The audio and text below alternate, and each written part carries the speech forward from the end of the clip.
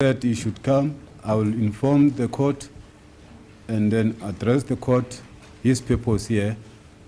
What is the purpose of those generals from the police as well as the Minister of Police sent him to come and take the names of our client here? As it is a common cause now that our witnesses, even our accused, their lives are threatened. You say it's Lieutenant Colonel Fori from Inspectorate.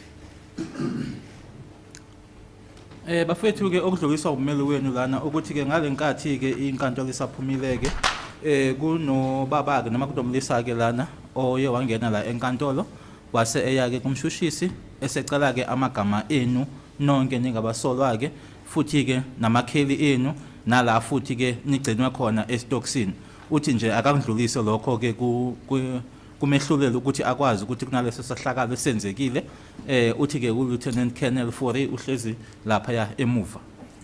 We strongly believe that this is a part of this intimidation that is happening against the defense. Okunye futhi engakushonga ukuthi ke lokho ukusho ke noma ke ekwenza lokho ke uthi ke uthunywe abaphethe emaphoyiseni kanye futhi naye ke ungqongqoshe wamaphoyisa ibona abamthumile ukuthi ke azoyothola leyo mininingwane futhi umele akazi ke ukuthi yini inhloso yokuthi ke bamthume ngemininingwane yenu futhi siyazi ke ukuthi ofakazi benu kanye futhi nani ke impilo yenu isengcupheni.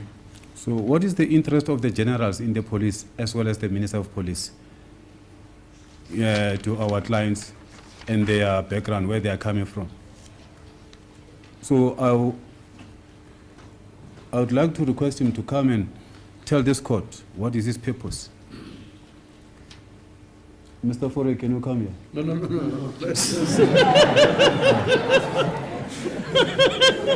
Apologies. Apology, Lordship.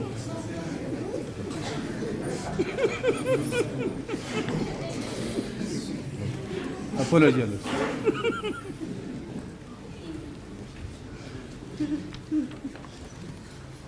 Mr. Tefo,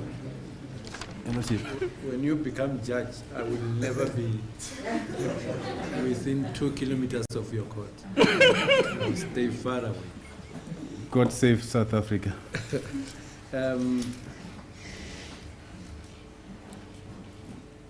Advocate Mshololo. No, my lord, I've got no submissions. I've never had such information.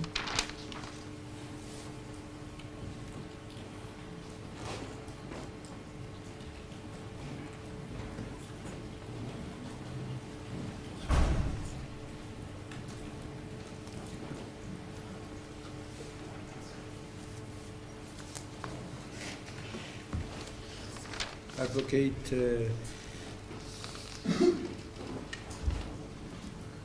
Baloyi, I would be more reluctant than I am now to entertain this, but we have, as you know, we have had some incident involving members of the police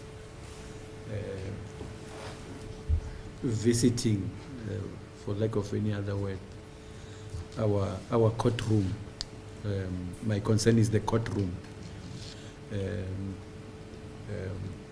I don't know whether you have something to say about the submission made. My lord, I was just out during the short adjournment. My learned friend can address that issue. Oh, okay.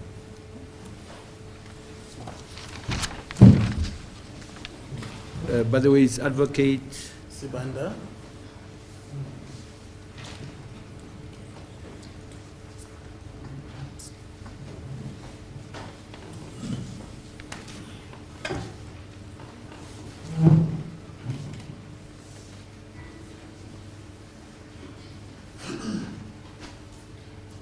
Yes. My lord, I can confirm that a gentleman who introduced himself as Lieutenant Colonel Fori from Division Inspectorate from the South African Police came to see me during the short adjournment that we had, and he indicated to me that he wanted to know the case number as well as the name of the suspect. I did not hear him asking for the addresses as well as the fact that the minister sent him to come and get those details. Maybe I might have missed that point, but during my short interaction with him, he did not mention that aspect. And I also asked him for who sent you. He said his seniors, and further said generals. And that's when Advocate therefore greeted him. He said, hi, Fori or Adoption Fori, and that's when I withdrew from the conversation as a third place. So that's all you had? That's what I had. Advocate, therefore, so what do you want out of this story? Your Lordship? What do you want? I'm skeptic, Your Lordship, because as my learned colleague here said he had up to so far, I took it further with him because I was concerned if he can approach the state and say he needs the names of our client. Because I indicated to him that the client is not about the state. The accused is not about the state. The accused is about the defense. I'm the defense here. That's where the part that my learned colleague, Advocate Sivana, didn't hear, that one of the minister, as he corroborated me. As for the generals, yes.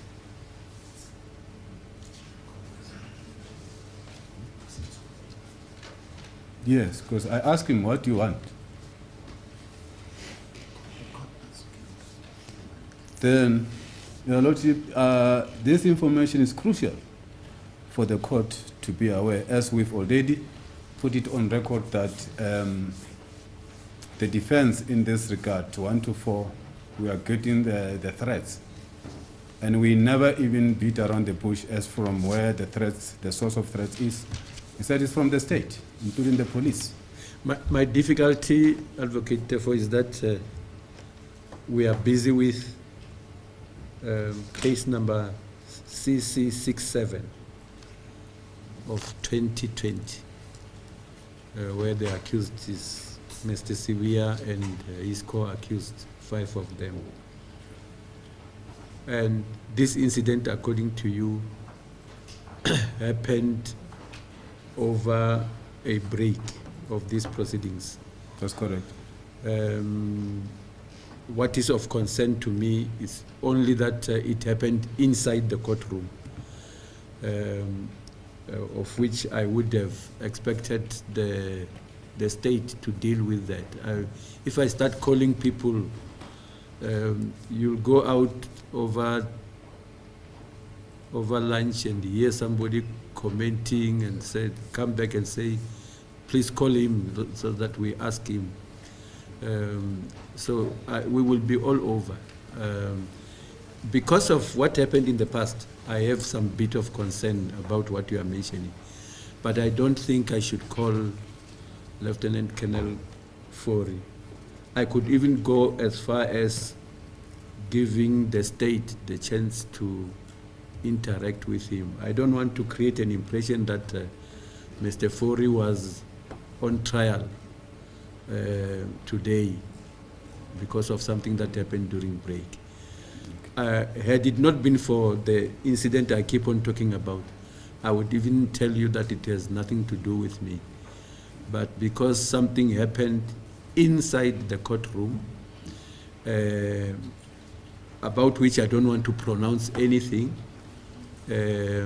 I would think that it is prudent for Advocate Baloyi and his colleague and yourself to interact with Lieutenant Colonel Fori. Lieutenant Colonel, for me, is a bit of a higher rank. And I think when we pronounce on such people, we have to be very sure of what we are doing. And that's why I want that interaction, so that when I'm briefed in terms of the way forward, but I must say now to you that I'm very reluctant to hold Lieutenant Colonel Fori over the coals by calling him, even the way you were calling him. I'm very reluctant to do that. Advocate Mshololo, if you are interested, you can include yourself. But for now, I'm giving a short adjournment. In my experience in matters of the law in courts, it is so that members of other disciplines, social workers, maintenance investigators, and in this case the police, do find themselves in the areas of courtrooms, of courthouses, not courtrooms, for the one or the other reason. But that has to have limits. And I do not undermine the concern you have, but I am reluctant to go about it the way you suggest, that I call him and ask him, Mr. Fori, why are you here, and why do you want details of one of the accused? I don't know. I don't know how that person led their life before they became an accused in this case. And I don't know how other people outside are behaving, which would bring necessity for that to happen. But added to my concern is also what you are mentioning, that there was, which is not being corroborated by our colleague here. Yeah, that the name of the Minister of Police was also mentioned. No, not the names, the ranks. The ranks in position. Oh. So generals and Minister of Police. Yeah, no. The minister, I mean, the ranks have been confirmed. I'm saying yes. What is of further concern to me is that there is mention of the name of the minister. And, yes. I don't want to be part of a situation casting aspersions without a basis. Yeah. No, Your Lordship, for the purpose of our progress here, I was just bringing that to the attention of the court. It's recorded. I'm satisfied. I will take it further with with the state. All right. Okay. Yeah, I can continue. Okay.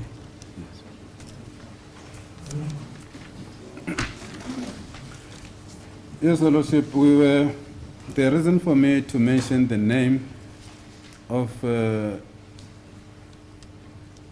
Deputy Director of Public Prosecution, Advocate Nzuki.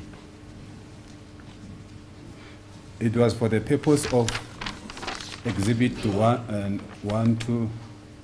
Exhibit C1 to C2, as I will be now addressing the court in relation to them. To start with Exhibit C1, which was the first letter with the contents as per the request. Okay, however, before I come to that one, Your Lordship, let me just finalize in response to the issue of the docket. Other important thing that I left out was that on the 17th of March, during the time of the disclosure year, there was Mr. Sibia, the attorney, the instructing attorney of Advocate Mshololo.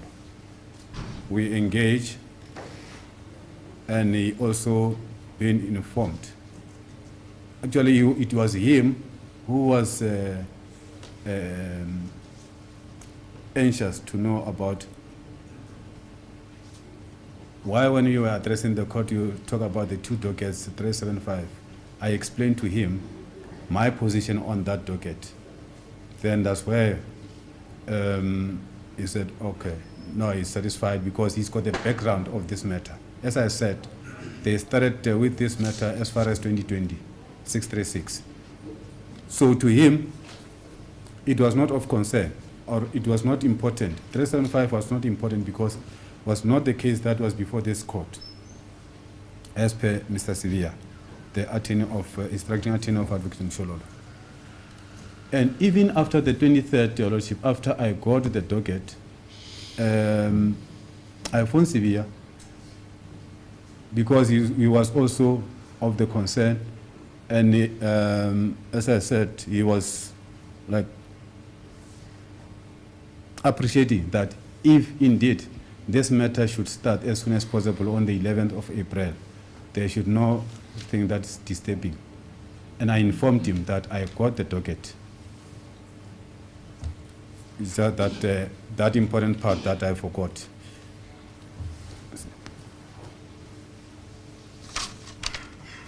And further to that, actually, is further supporting what Advocate Baloyi said, that on the 22, when the state put the charges on our client, it was still the confirmation that docket 375 was not of importance to accused number 5.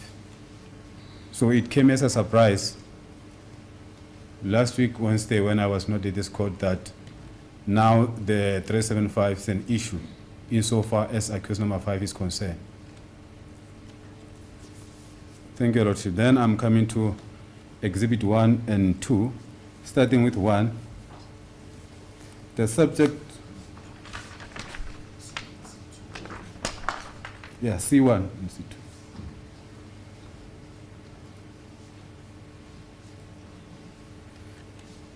C2. We are of concern about these 2 alleged exhibits, insofar as their contents are concerned, especially, let me start with this because these have been accepted as 2 of them. The subject of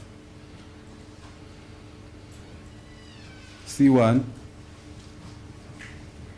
and this letter, it seems, is directed to, says, Dear Advocate Mzinyati.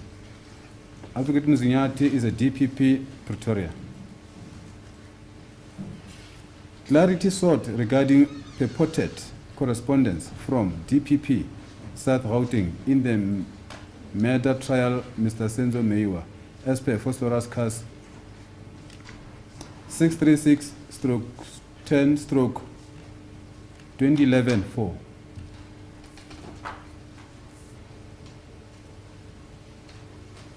Of concern, it will be paragraph 2 and 3.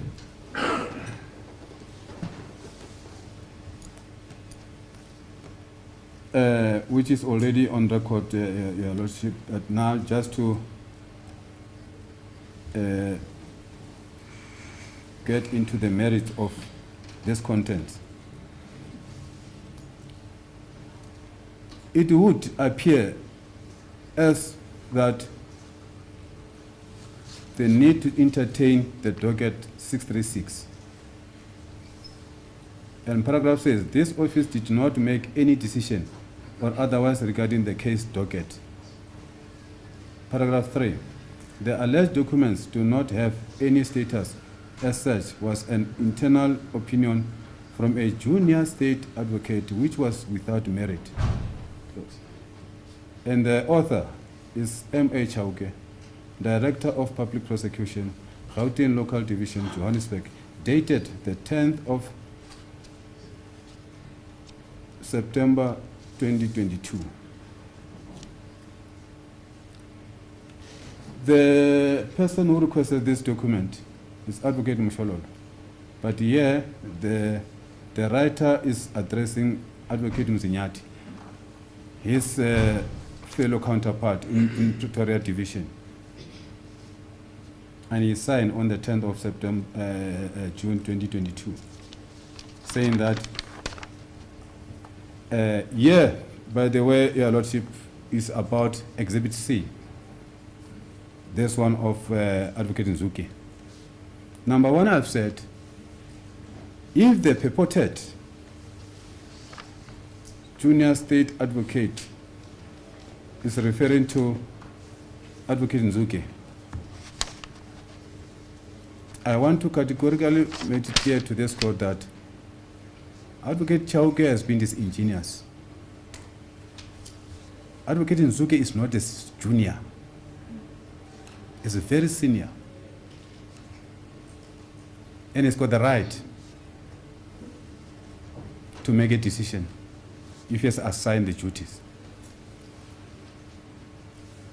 During the time when Advocate Nzuki was drafting that, as it's called by Advocate Baloyi, a draft, this Exhibit C, he had a title to prosecute, but he was not allowed to prosecute. He drafted an indictment, but he didn't finish. Instead of finishing it, it was taken from him by Advocate Chauke and took the docket to Advocate Baloyi to Pretoria. Actually, DPP Johannesburg transferred the case docket, which was supposed to have been prosecuted by Advocate Nzuki, to Pretoria without a proper authority of the NDPP for that matter. So hence we say this is disingenuous to say, never mind, Exhibit C. It was just opinion of junior state advocate who was bored.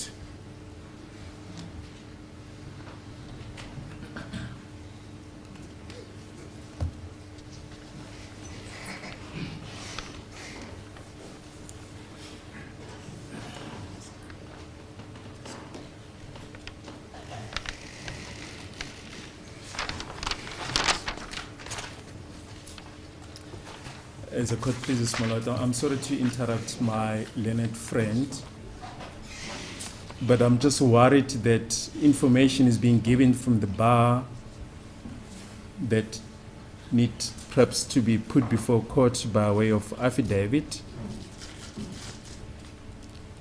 And I'm also worried that people's names are being mentioned and linked to certain actions which perhaps they might have a version on that, my lord.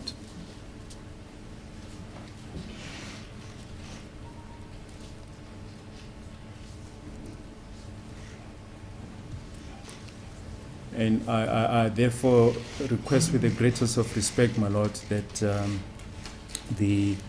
perhaps the current process should preferably be dealt by way of affidavits, my lord, instead of the current process.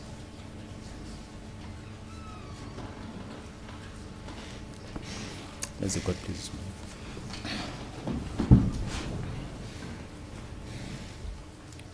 As to please the court, Your Lordship. Advocate Tefo, Yes.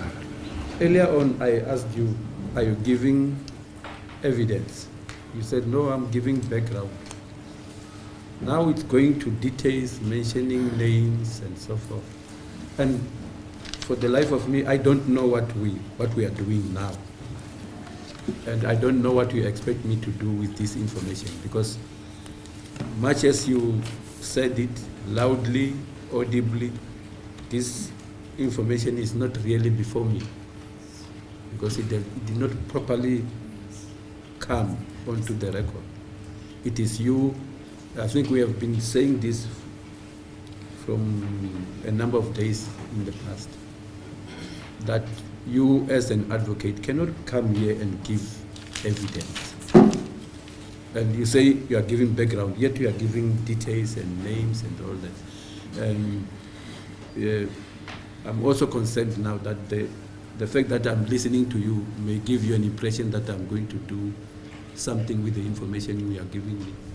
Yet we have agreed that Advocate Mshololo will complete what she is doing, and when she has done that, you will have all the time to say what you need to say. And it is amounting to another disturbance of Advocate Mshololo. And this time, even your attorney agrees with that interjection.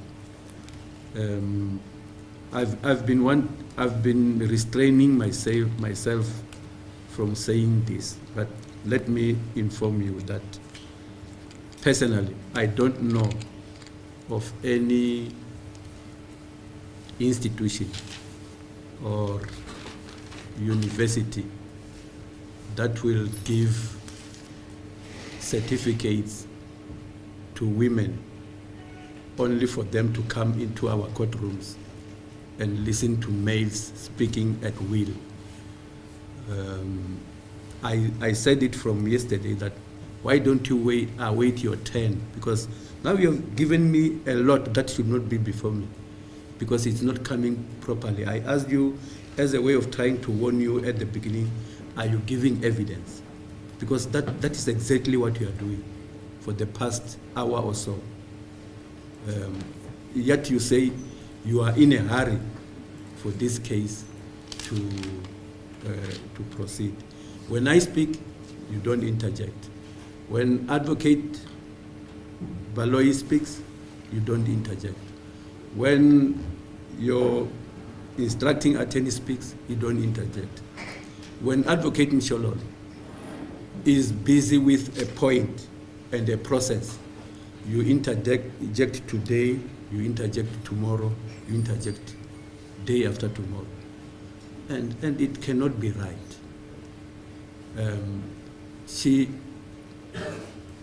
I am a lawyer.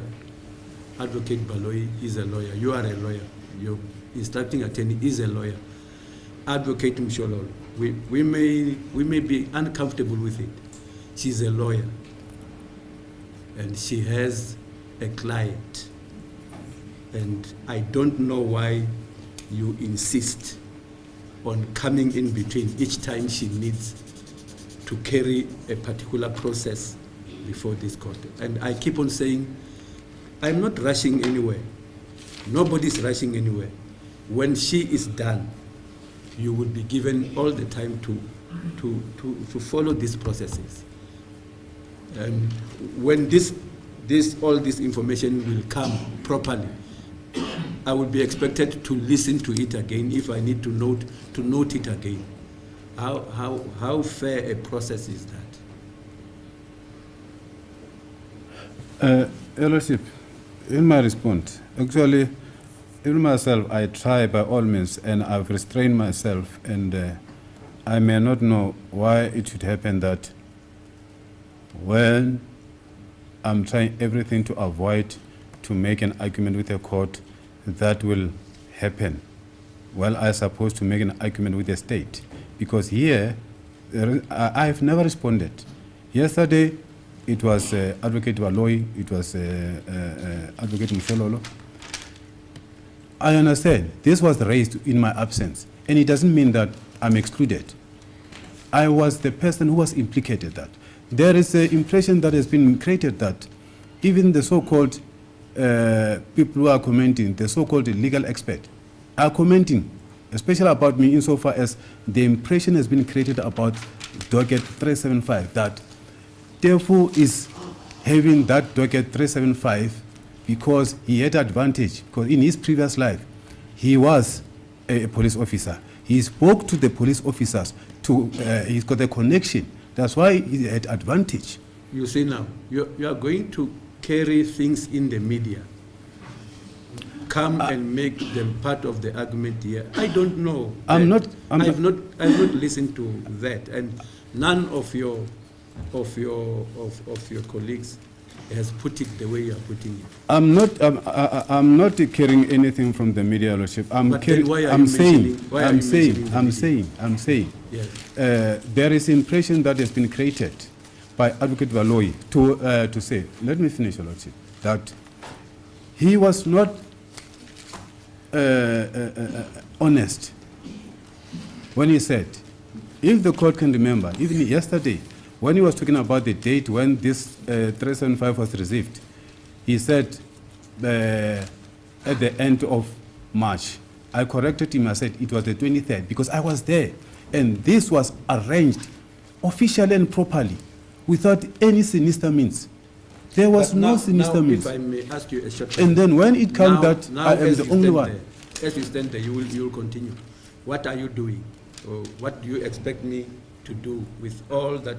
For the past hour, you have been addressing me.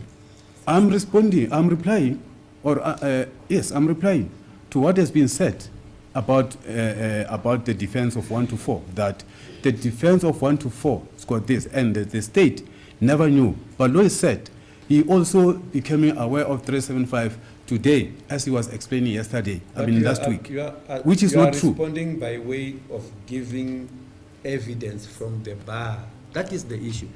That there's nothing wrong with all that you are saying, provided it comes properly before court. You are giving me a story with details and names, and you are saying it from the bar. And there is a proper way of doing that. And it may be very necessary for you to do that. But you are doing it in a way that I don't have a basis to recognize what you are telling me. Your Lordship, I don't believe that it can be now called I'm saying this from the bar when I have to respond to the existing document, which are even labeled. You only touched these documents now late, the past 10 or 15 minutes. The rest of the hour and over that you were addressing me, you were telling me about other things. Responding. Other things. Responding. Yeah, you were responding, but Yeah. you were responding about other things. And I don't, like I keep on asking you, what do you expect me to do with all that you're giving me? Because it's not supposed to be before me because of the way it is coming. And there is a way, I want to repeat, there is a way of bringing all that information before court, a proper way that lawyers should follow. Lawyers shall be, like you, are bound to follow that. Lawyers like me are bound to recognize it if it comes in a proper way. Your Lordship, I will say, for the clarity, and I was of impression, and I'm still of that impression, that we're just being swayed by the small thing from the state that trying to protect himself. The thing is that all I've been saying, it was the response in relation to the impression that state was not aware of 375, Mshololo was not aware of 375. All these people, they've been aware of that. But now, I was stigmatized to say I'm the only one who had that because I've used the connection. This goes to the extent that Lieutenant Colonel Buthelezi and Warrant Officer Makubu, they can be charged to say, why did you do favor to Advocate Tefu, the defense counsel of 1 to 4? This is the impression that they created, and it was the I weight. gave you a clear indication that this has to be followed up properly in compliance with the obtaining procedures. That is why I said yesterday already that I even gave points that have to be followed. That even include all that you have been telling us about for the past hour and so, that this be followed up. I even said, if it needs be, those that are responsible may have to come. I even said I'm not prescribing, may have to come and clarify the court. Now, you are giving everything that all those people, when they come, have to speak about, everything that you may have to cross-examine about when they come. Now you are giving evidence before they come and give evidence so that we can cross-examine and tease out these issues, just the way your colleague Mshololo did. She teased out issues under cross-examination because they were not brought in the evidence in chief of the state. Now you are giving, I don't know what to call it, you are giving something that you should hold back on, allow those people, if they will come, challenge the way the evidence is brought if you think it's not enough, and then take the matter forward. Your Lordship, you are correct, insofar as the people who may need to come here is concerned. Because it cannot now that, it may not be known who should come, because if we didn't deal with this matter, if I didn't respond to the impression, to the negative impression that I am the only one who got favor insofar as 375 is concerned, and it has been said, it is without a merit, 375, by Chauke. And the Chauke, Your Lordship, for the information of this Honorable Court, Chauke is not the author of Exhibit C. You are giving me evidence. You are giving me evidence.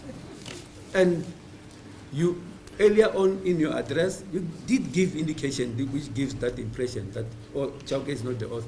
Now you are giving evidence. If I don't mention that, because it's for this court to know. You can mention it under cross-examination. If the wrong person comes here, you can mention it. Am I going to, is a Chauke a witness in this case? If Chauke doesn't come, you are going to deal with that. You are a lawyer. You'll deal with it. Your Lordship, I don't agree, definitely, with due respect. And I've asked my attorney to honestly and humbly ask you so that we can reply to this impression, that negative impression that is created by Valoi. It was Mshololo yesterday saying, Valoi is a liar. I never said that. And if it was me saying liar, I could have been reprimanded. And this is not fair, because if it comes to that, I become to realize that there is some biasness insofar as this court is concerned. I was supposed to be allowed, because today is our day to address for the 1 to 4 what to will address. What will I do with what you are giving me? I'm telling you, it is not evidence. For it to be evidence, you know, I don't have to repeat, you know what to do. I'm replying, yes. You are? I'm replying to the state in relation to the docket 375, because paragraph 3, it says, the docket was without a merit. And let me tell the court this. Maybe it will be understandable. Firstly, for the very first time, I've informed this court that when it started, I was appointed as a watching brief on 375. No, you are repeating that. And I'm still the one. You have already Yes. said that. And then number 2. Go forward from where you left it. Okay. That's where we fight, me and you, because you say things and you say others. Later you go back to what you have told me, and I have to note all that. There is a need, Your Lordship, to sometimes when we are engaging, and it seems as if the certain important information has not been captured, it's very important to remind the court. Captured by whom? By the court. I'm talking to the But court now. I'm telling you, I captured it. All right. Yes. So in that, it is in that sense that I have to reply, because there is a new instruction, as Valoi has said that. Now we are speaking about a new instruction. Go to it. Go to that. Thank you. Our qualms, Your Lordship, about the Exhibit C1 and 2.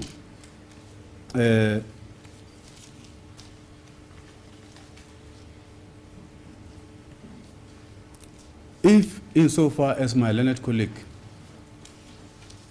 Advocate Mshololo, is concerned in asking the postponement in this matter, to go and engage or acquaint herself with the contents of 375, we don't see that need. The reason I'm replying is that of most important is because this honorable court has not yet made the judgment or the ruling insofar as the requested postponement by Advocate Mshololo is concerned in relation to this document, as per her understanding.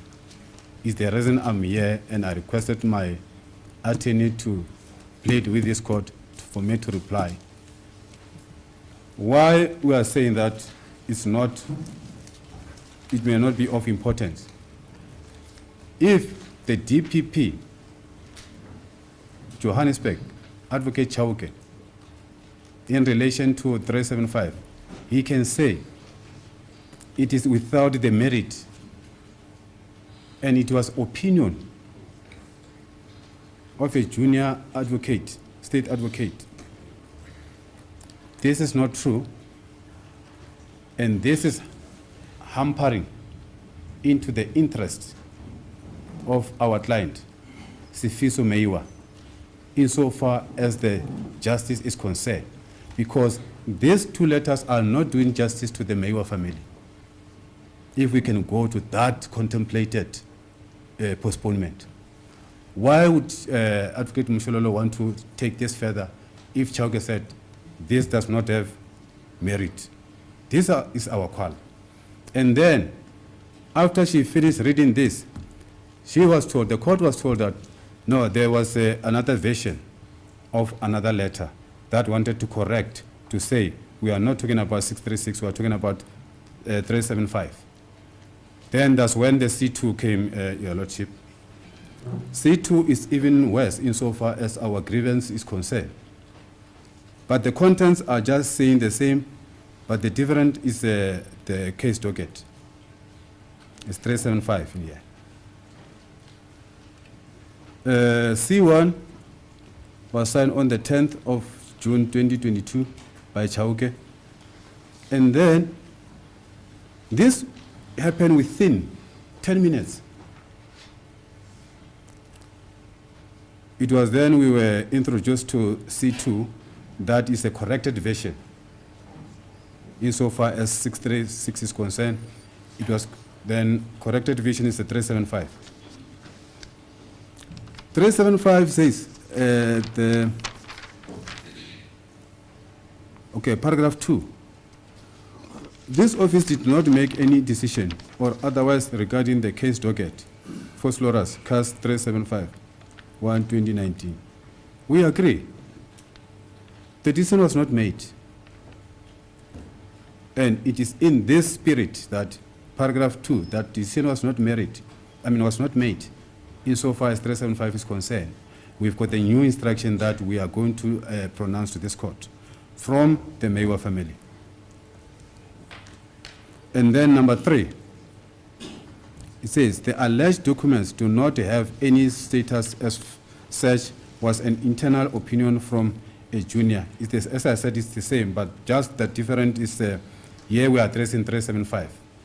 And we still of the same spirit that we are objecting to what Mr. Chauke is saying. And so far, also, he's not.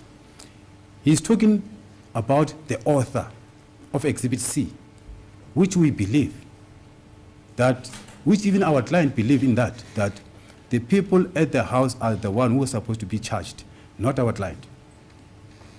And then furthermore, I don't know,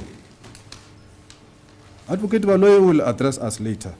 The corrected version of, which is a 375, is signed by M.A. Chauke, the same DPP Johannesburg, date 13 June 2020. Actually, it was signed yesterday as compared to C1. And this was signed, I don't know whether Chauke was on the passage here. Within 10 minutes, Chauke signed here. The signature specimen here, we consider it to be fraudulent. We have looked this, we went through this, and the only answer, the relevant answer to quash our suspicion can be dealt by the question document. We are prepared, if push comes to shove, to open the case of alleged fraud. The Chauke's signature has been defrauded here.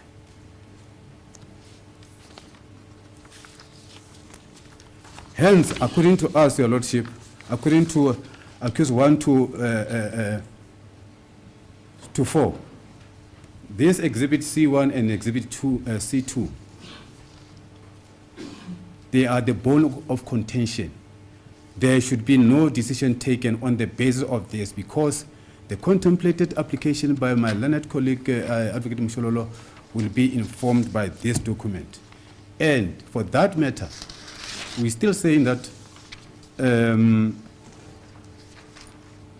Advocate Vincent Nzuke has the title. At the time when he was drafting this Exhibit C, he had the title to prosecute. And as a result, something unbecoming has happened. And normally people don't want to call the things by their names, the way they are, because sometimes it's becoming taboo in this country to say the things the way they are. These documents are representation of the corruption that happened in the office of the DPP Johannesburg. There is a cover-up insofar as these two documents are concerned.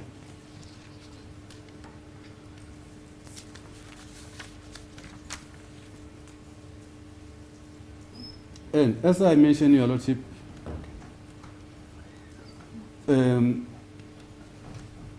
we are saying this, as I said, we are saying this before this court. What I've said, with the due respect to Your Lordship, is because the decision or the judgment has not been made to say Advocate Mshololo should bring the application.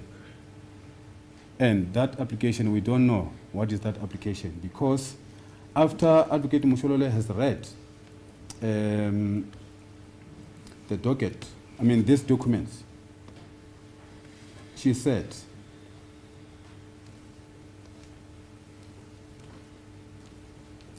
because she has agreed with these two exhibits.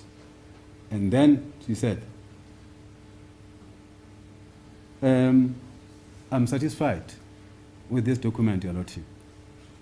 Therefore, Mosia could be brought back and I cross-examine her. I'm satisfied. So, all of a sudden, there is application that need to be done. For what purpose, we don't know. I move on.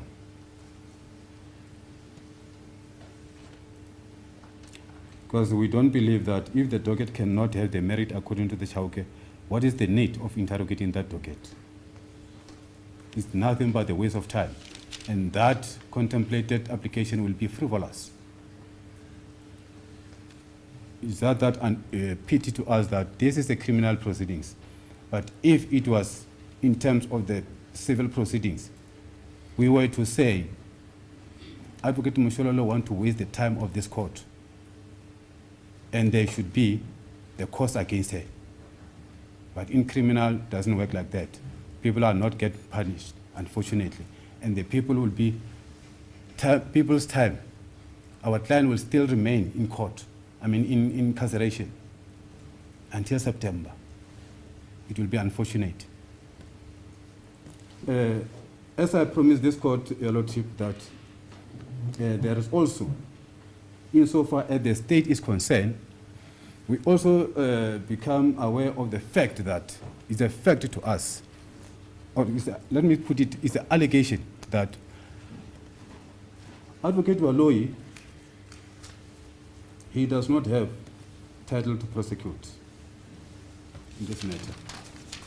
And I'm going to substantiate why.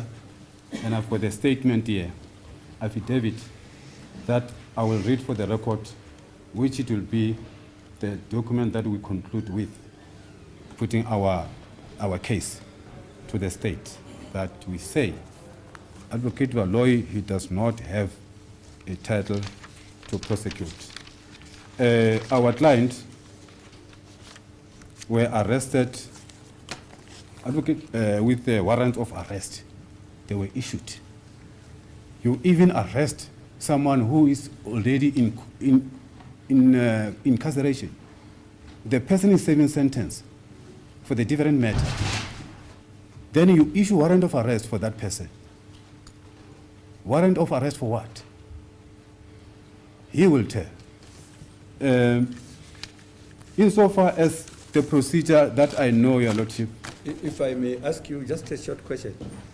If the police are busy investigating a case and they discover that the suspect is in custody, and they discover that the suspect is due to be released tomorrow, what should they do? They should leave it and the accused or the suspect is released and then start and say, now he has been released, we are going to look for him. Is that how it happens? I'm saying so because where there is such a situation, I know that an arrest may be announced to the suspect whilst in custody, and the presiding officer who may be releasing the suspect will be made aware that there is another warrant of arrest to avoid that person going. Sometimes it's a person who is not even a citizen. Releasing that person will go forever. So your suggestion is that under such circumstances, such people should be allowed to go, and the police will then tell each other, hey, he or she has been released, let's go and look for him. I would be reluctantly want to answer that question of the court, Your Lordship, because that question is aiming to distract me. Okay. Yes.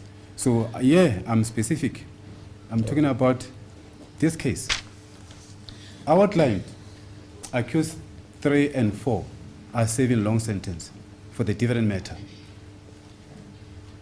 They are still serving their sentences, and they are on the process of appealing. No, I'm not talking about your clients. I'm talking about the practice. Yes. The practice. No, me, I'm talking about Now, my client.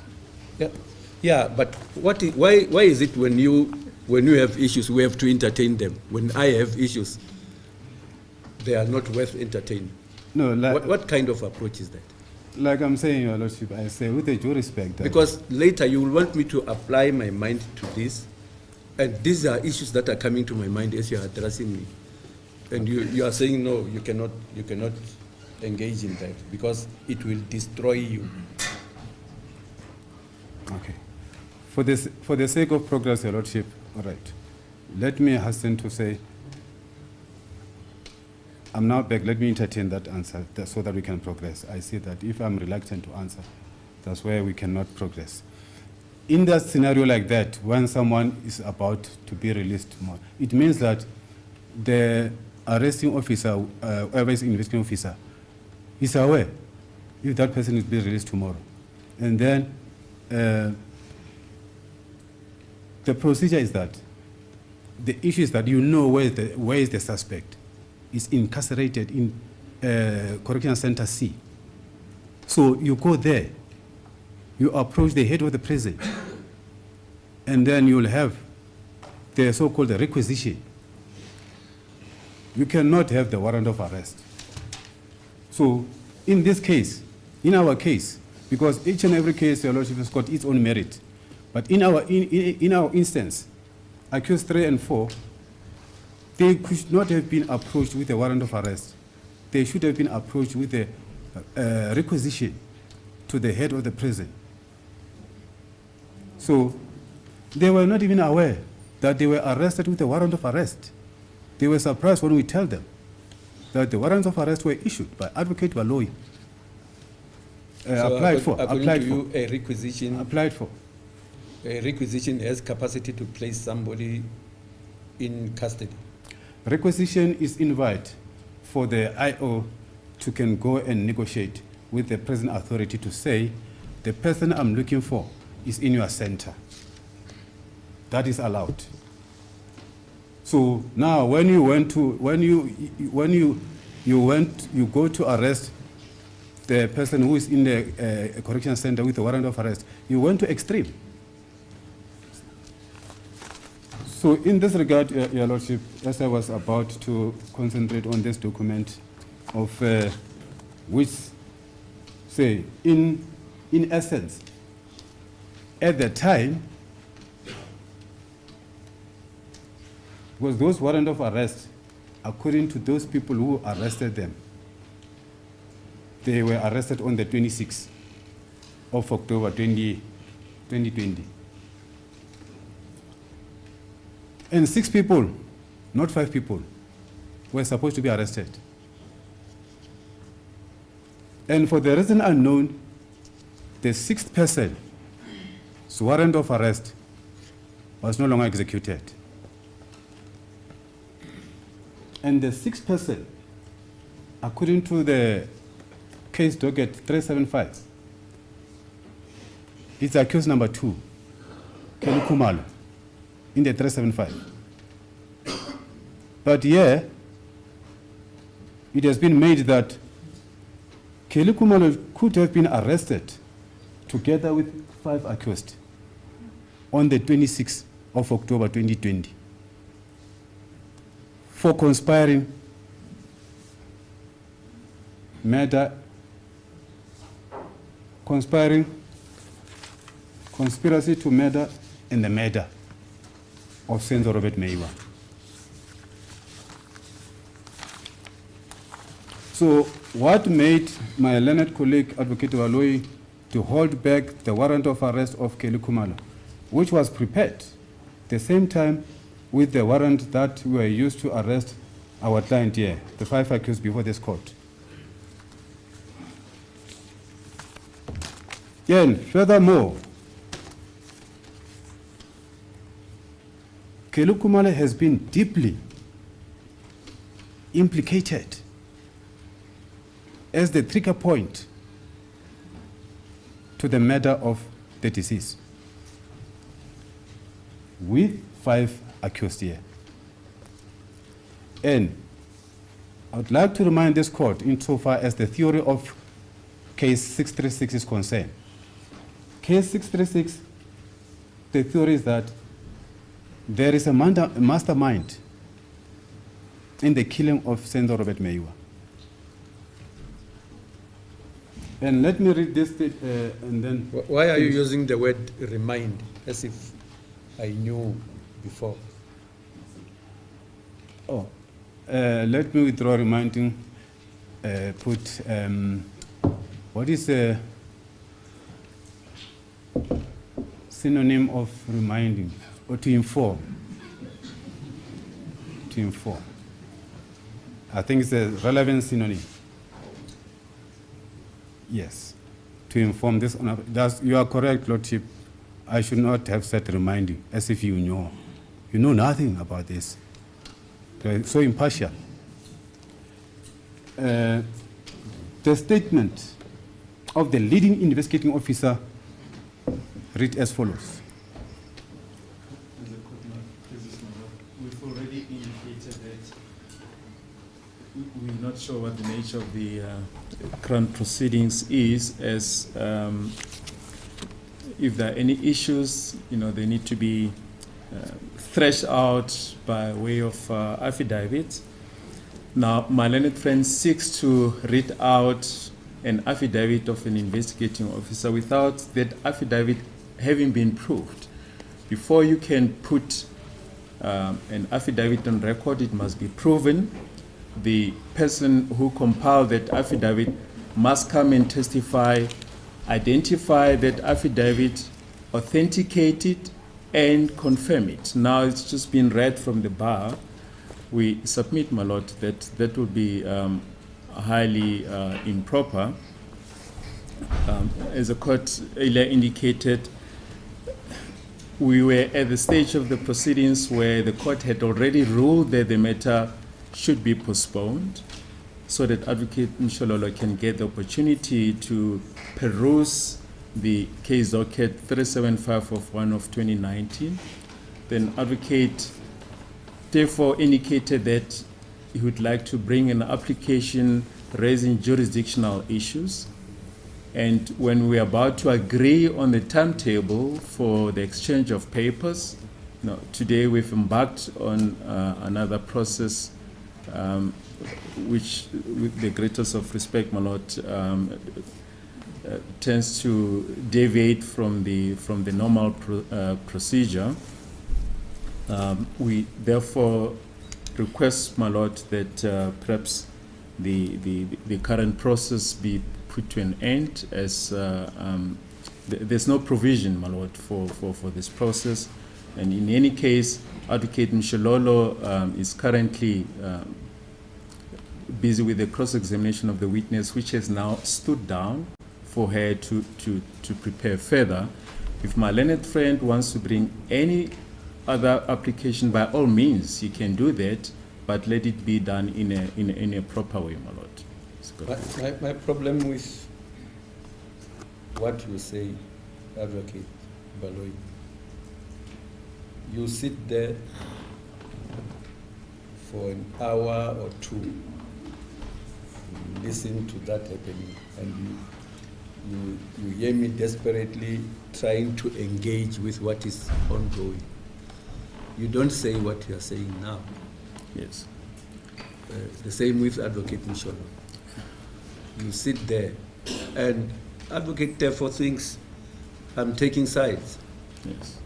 And that is why I sit back and listen, hoping that, and I say hoping because if I were a prosecutor, I would have done that. If I were a representative for accused number 5, I would have done that. Yes. Hoping that somebody will say the right thing. Yes. Now, after an hour or two, you are saying what you are saying. Yes.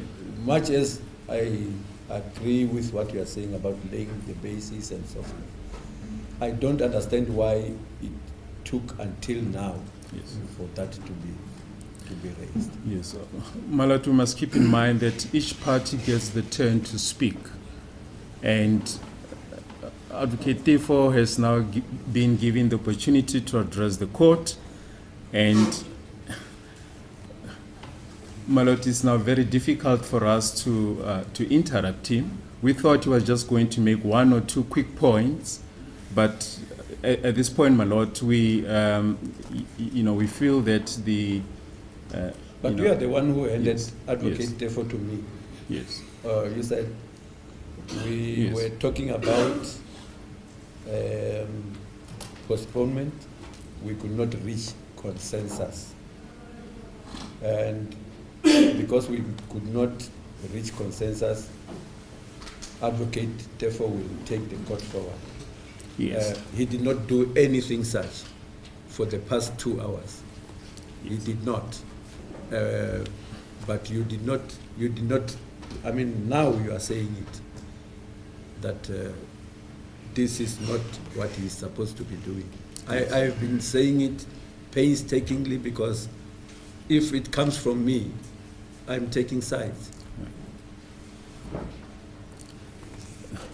The only reason, my lord, why we held back is because he said he's got new instructions that he wanted to put in record, and my lord, we allowed him that opportunity, but with the greatest of respect, my lord, we need to come to the point where we were when we adjourned yesterday, and that was to arrange a date, my lord, and we suggest that maybe at this point, my lord, we should now begin to make those arrangements for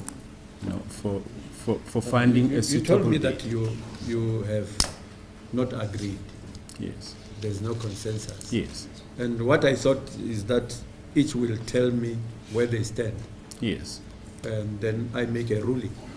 Yes. Now he's even announcing that no ruling was made. No ruling was made.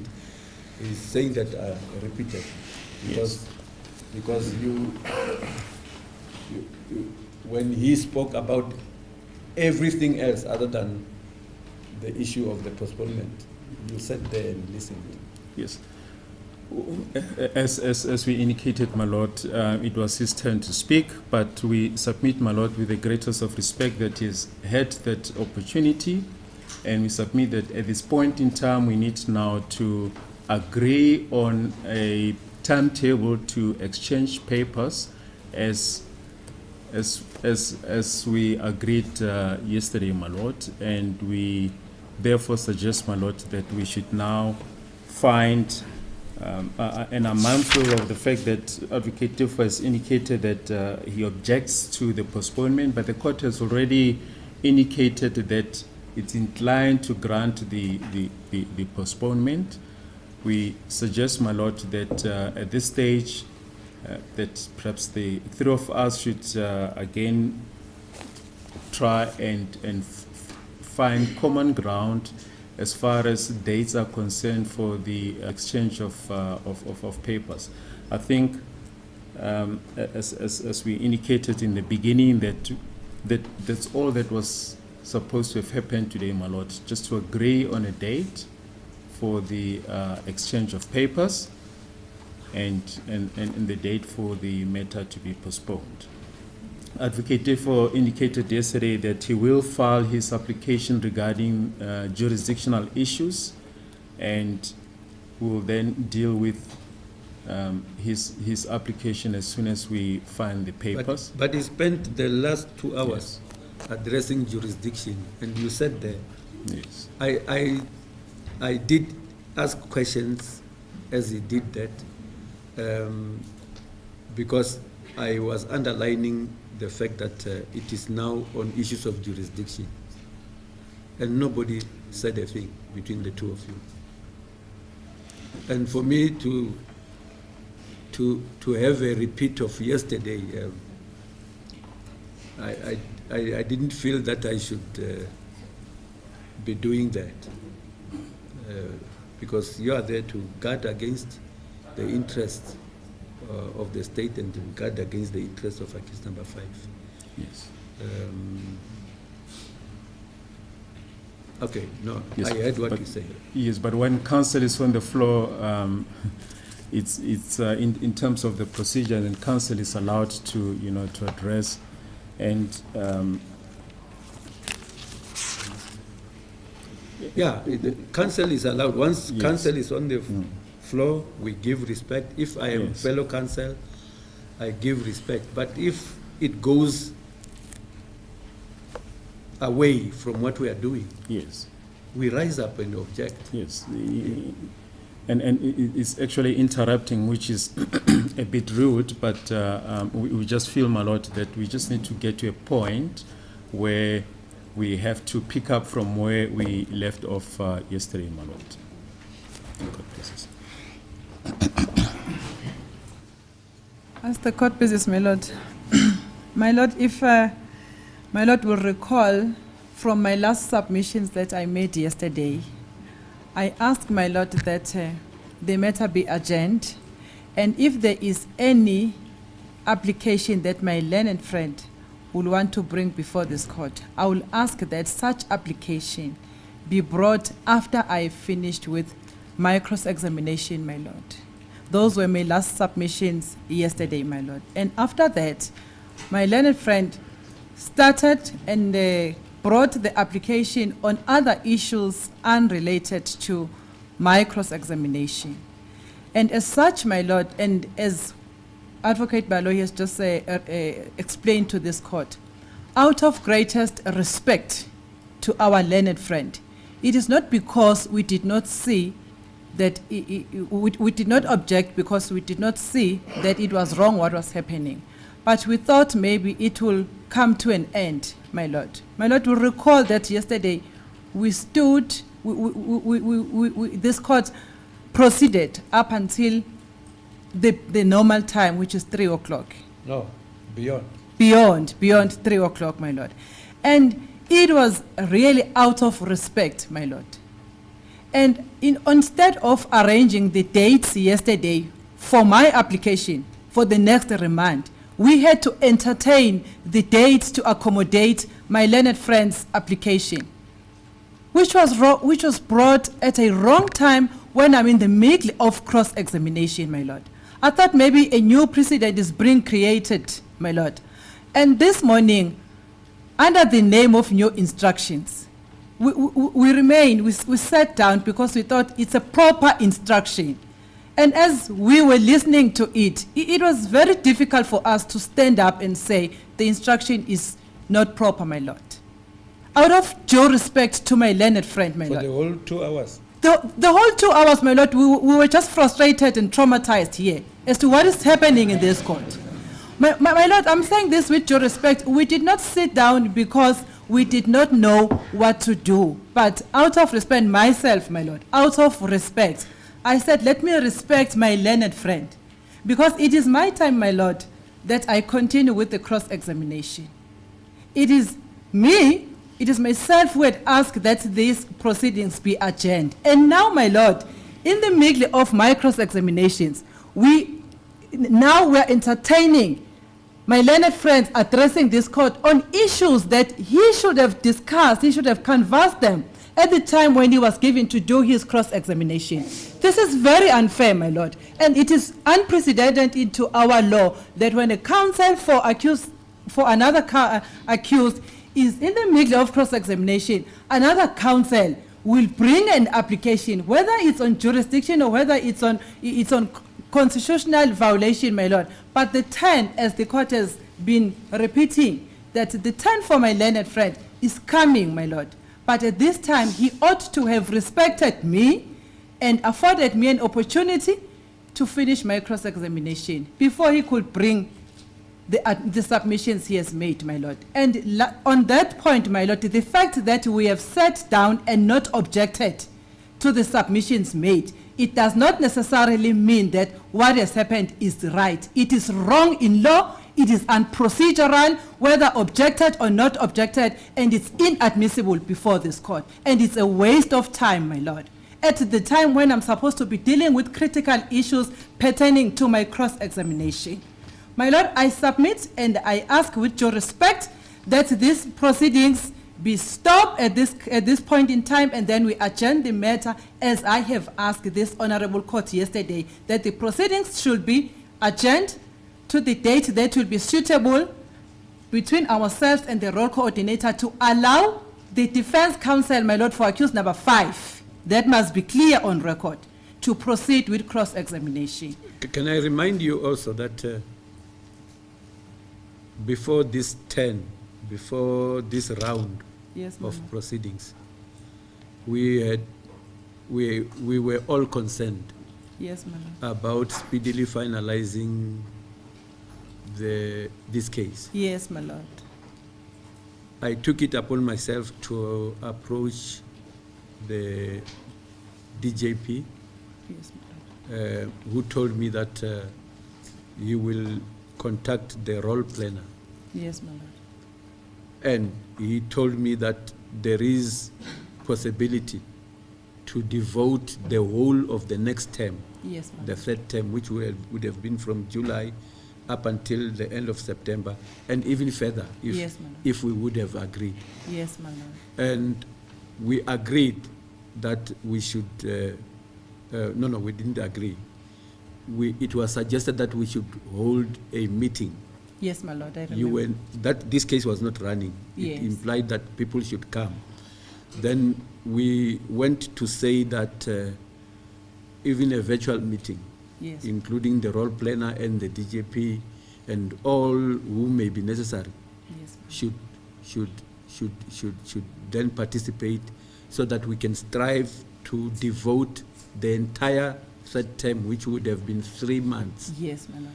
to this case. Yes, my lord. And that meeting did not happen. I was told on the morning of the day agreed to be the day on which to try and capture the 3rd term for purposes of this case. I was told that advocate therefore says he will not be part of it.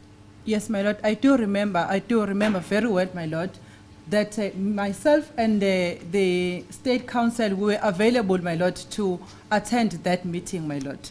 And from the first meeting, we were able to zoom in the virtual meeting. However, it did not, we did not finalize it because my learned friend, advocate, therefore, left that meeting, my lord.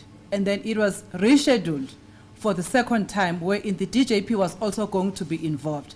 And we received information, my lord, that advocate, therefore, and his instructing attorney were not willing to attend that meeting, my lord. As a result, we could not finalize the next date, my lord. And from yesterday, my lord, I have been indicating to the State Council to say, I am available at any time should there be a need to bring this matter forward, either in July or in August. I am amenable to any dates that, according to the coordinator, can be allocated to us. But the reality is that barring a miracle, when you have dates and you don't take them, Yes, the way ma'am. things run in this division, those dates get given to other pressing cases, which has happened. I don't know whether approaching the powers that be may still salvage anything, but the reality is that those dates have gone. They've been given to other cases. I agree, my lord, but the reason why we could not finish that meeting, it is not because of my fault, it is not because of the fault of the State Council. It is advocate, therefore, who exercised his rights not to attend that meeting, my lord. As a result, we did not conclude anything regarding the end blocking the dates. And right now we are sitting, yesterday we were also trying to liaise with the role coordinator. He was also not available to cooperate with us regarding the arrangements of the dates. Hence, Mr. Baloyi addressed his lordship this morning to say we were unable to reach a conclusion regarding the next remand date, my lord. That is where we are sitting at right now. And then lastly, before I finish my submissions, my lord, what is the defense counsel for accused number 1 to 4 is trying to do now? Trying to lead and introduce the statement of a witness who is not in the witness box is wrong in procedure, my lord.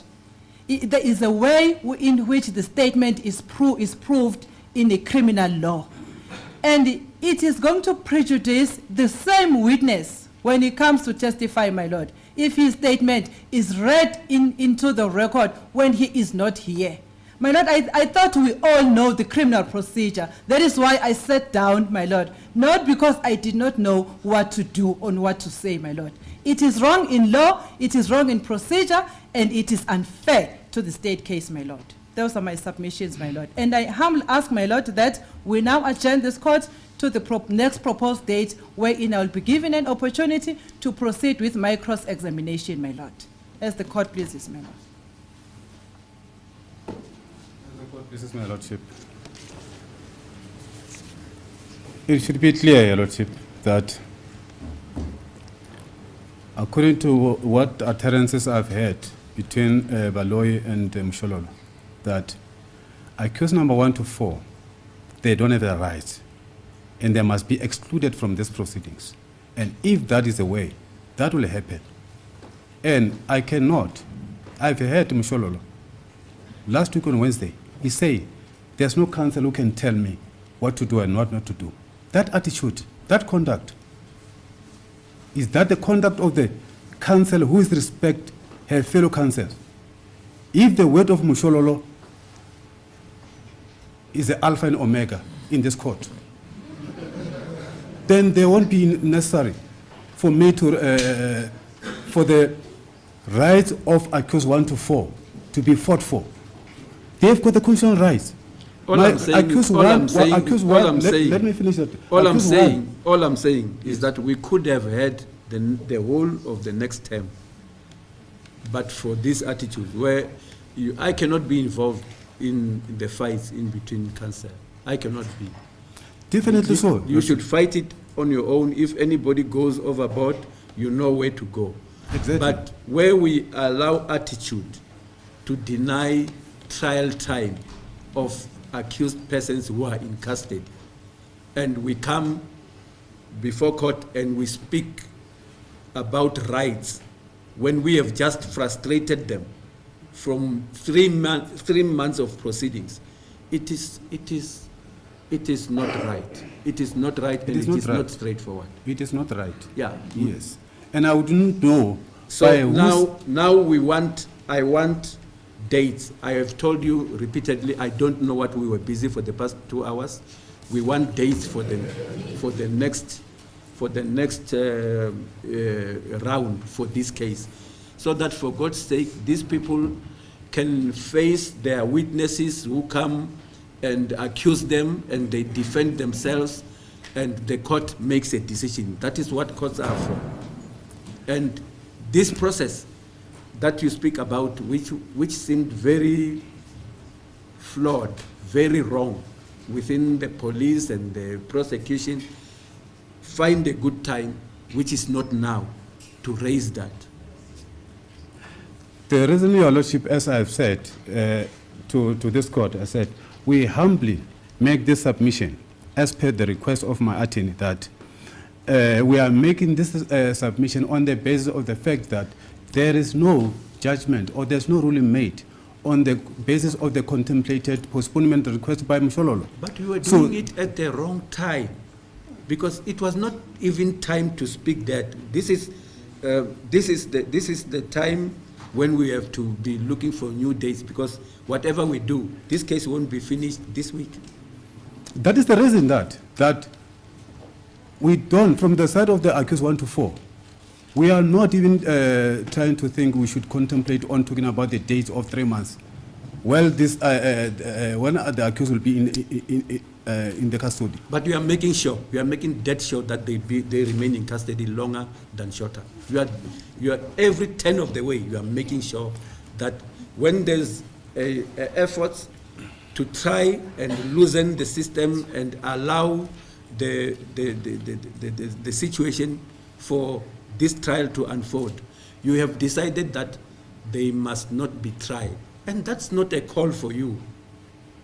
The DPP has decided that they should be tried. You have decided, I don't know where, that they must not be tried.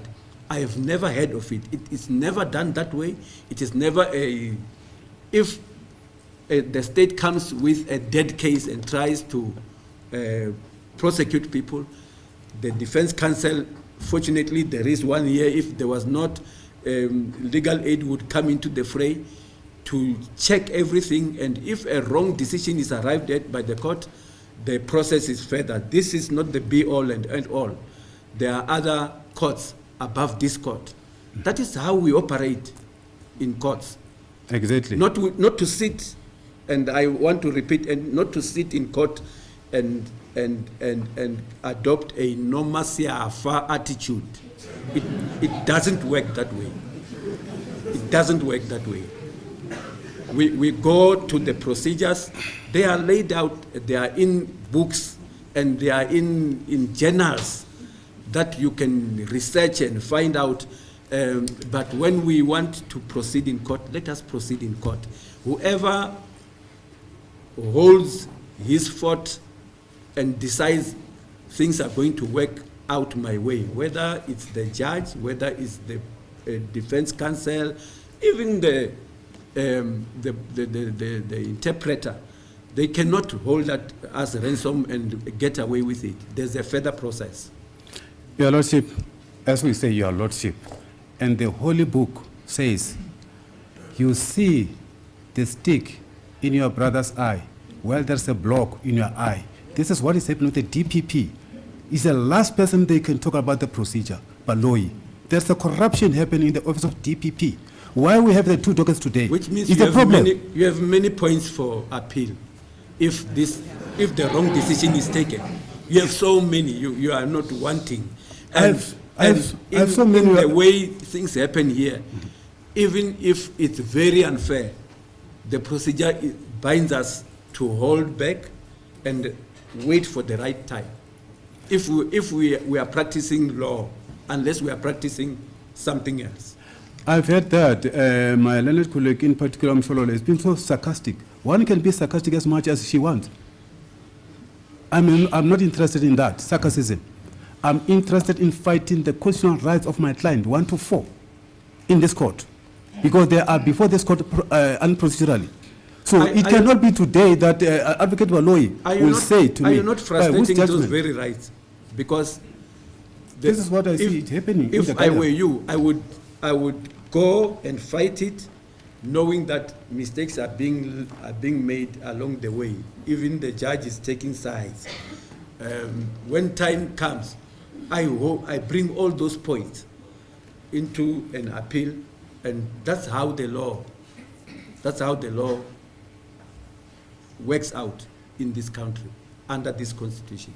And I don't mind to be taught the law, Your Lordship. I'm very much keen to learn myself. I love so much to learn anytime. But I cannot be learned by the person who themselves are not learned. These two people on my left and right are not learned. They think they can tell me. Lordship, may I please intervene?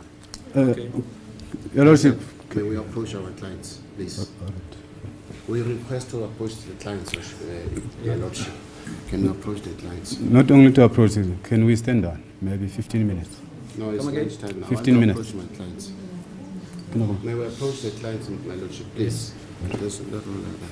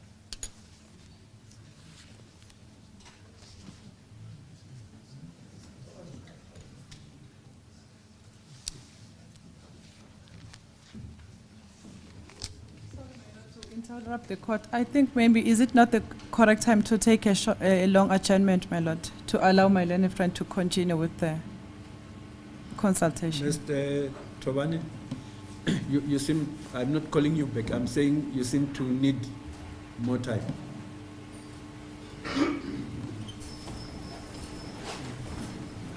Yes, my Lordship, we may adjourn for lunch.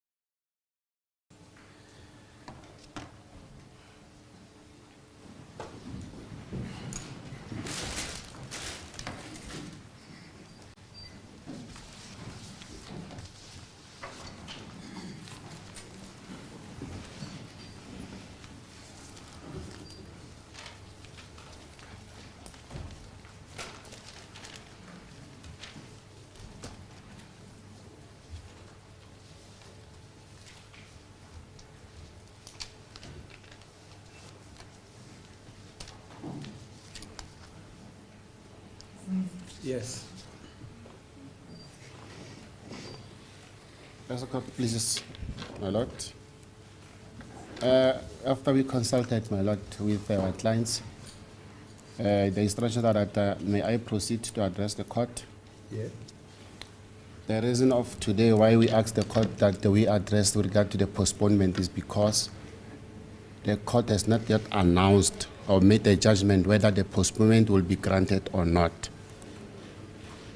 Hence, we were raising the issues of those two statement letters, C1 and C2.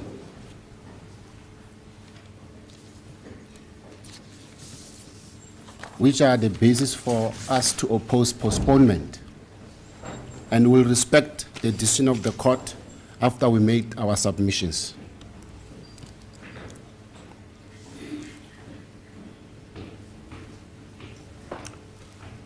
Your Lordship, if 375 doesn't have merits, I don't see a need for a postponement because it doesn't have merits. It don't assist.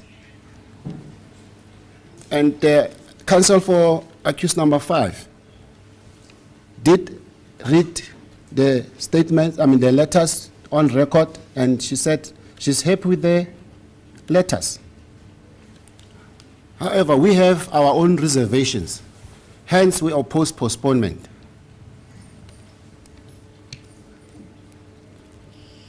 Exhibit C1. Dated 8/6/2022. And Exhibit C2. Dated 13/6/2022. When we look at the signatures, we have doubts that they are from the same person.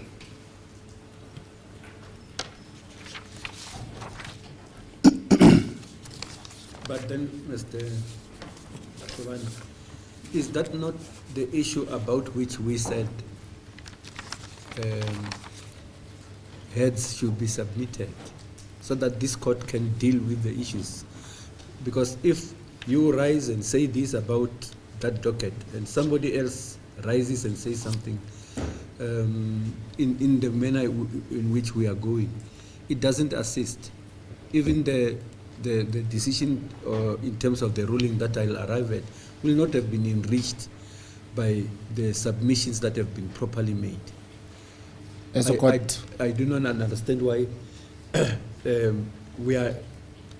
there is a shift away from an approach like in any other process where heads are submitted, the other people are given an opportunity to submit heads in response, and then the court sits down and looks at everything.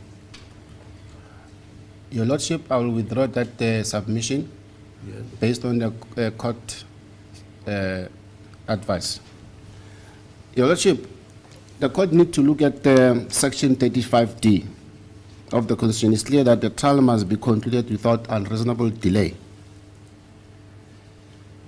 Postponement to read and consult on a docket which doesn't have merits, it is unreasonable. Where is it taking us to? To nowhere. We therefore pray that the postponement not be granted and Mr. Messiah be called tomorrow to come and stand, back to the stand and testify.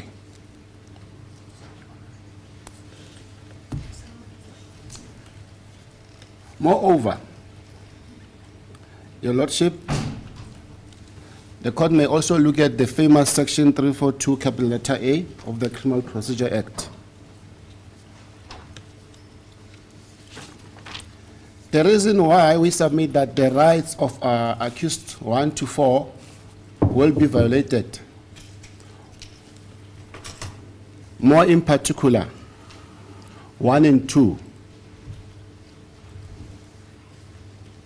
because when they were arrested, they were not serving any sentence.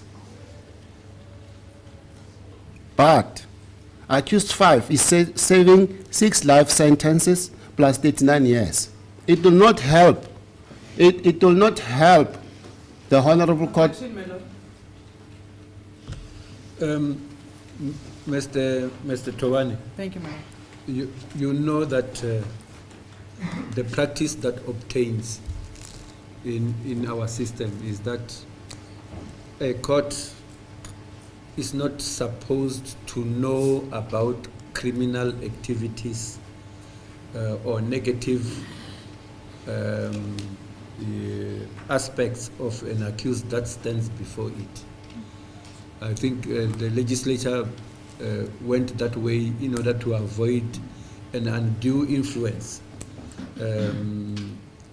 That is why even in cross-examining, we always warn practitioners not to open that up, not to try and lead character evidence. But now here boldly, you are pinning acts of criminality on a co-accused, different from the people you are representing. Your Lordship, even though I agree with the court, but we are only dealing with postponement. I do agree with the court that it can tantamount to character evidence. However, if the court insists that we must not go there, we still submit that. Yeah, I interjected. I think Advocate Mshololo was on the brink of saying something. I don't know whether it's along the lines where I was addressing Mr. Tovani. My apologies, my lord, for interrupting the court, my lord. I stood on objection, my lord, to the submissions that are being made by my learned friend now, my lord. Right now, the only issue that we need to deal with, my lord, is to arrange the date for the postponement, as I have asked before this court that the matter be adjourned. And I object to any further submissions to be made before this court not related to the postponement. If the submissions are to counter your submission towards postponement? My lord, the issue of the accused who are being in custody, my lord, cannot be dealt with at this stage when I'm busy cross-examining my witness on behalf of my client, my lord. Yeah, that point I take. Yes, my But lord. the issue of opposition to postponement? Of opposition, that can be entertained, my lord. Thank you. As the court pleases, Your Lordship, that's what we are doing. We are opposing postponement. And postponement, which is supported by reasons, which we have already submitted to the court. I don't want to have to repeat them. Hence, I even said there was no order whether we are postponing or we are not postponing. Lastly, our prayer is that postponement not be granted. Based on the reasons I already alluded, I don't want to repeat myself. And the witness who's before the court in the stand must be brought back, if possible, tomorrow, so that his testimony can be finalized. Thank you, Your Lordship.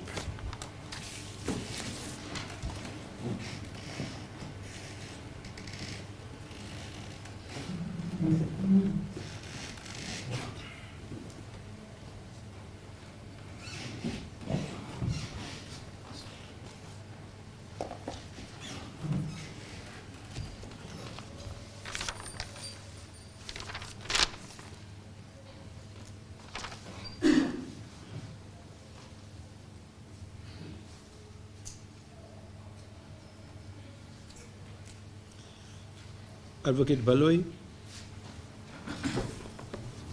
As the court, please, my lord, we've already indicated what our standpoint is last week Thursday and yesterday as well, and we haven't deviated from that, my lord. We've got nothing further to add, my lord.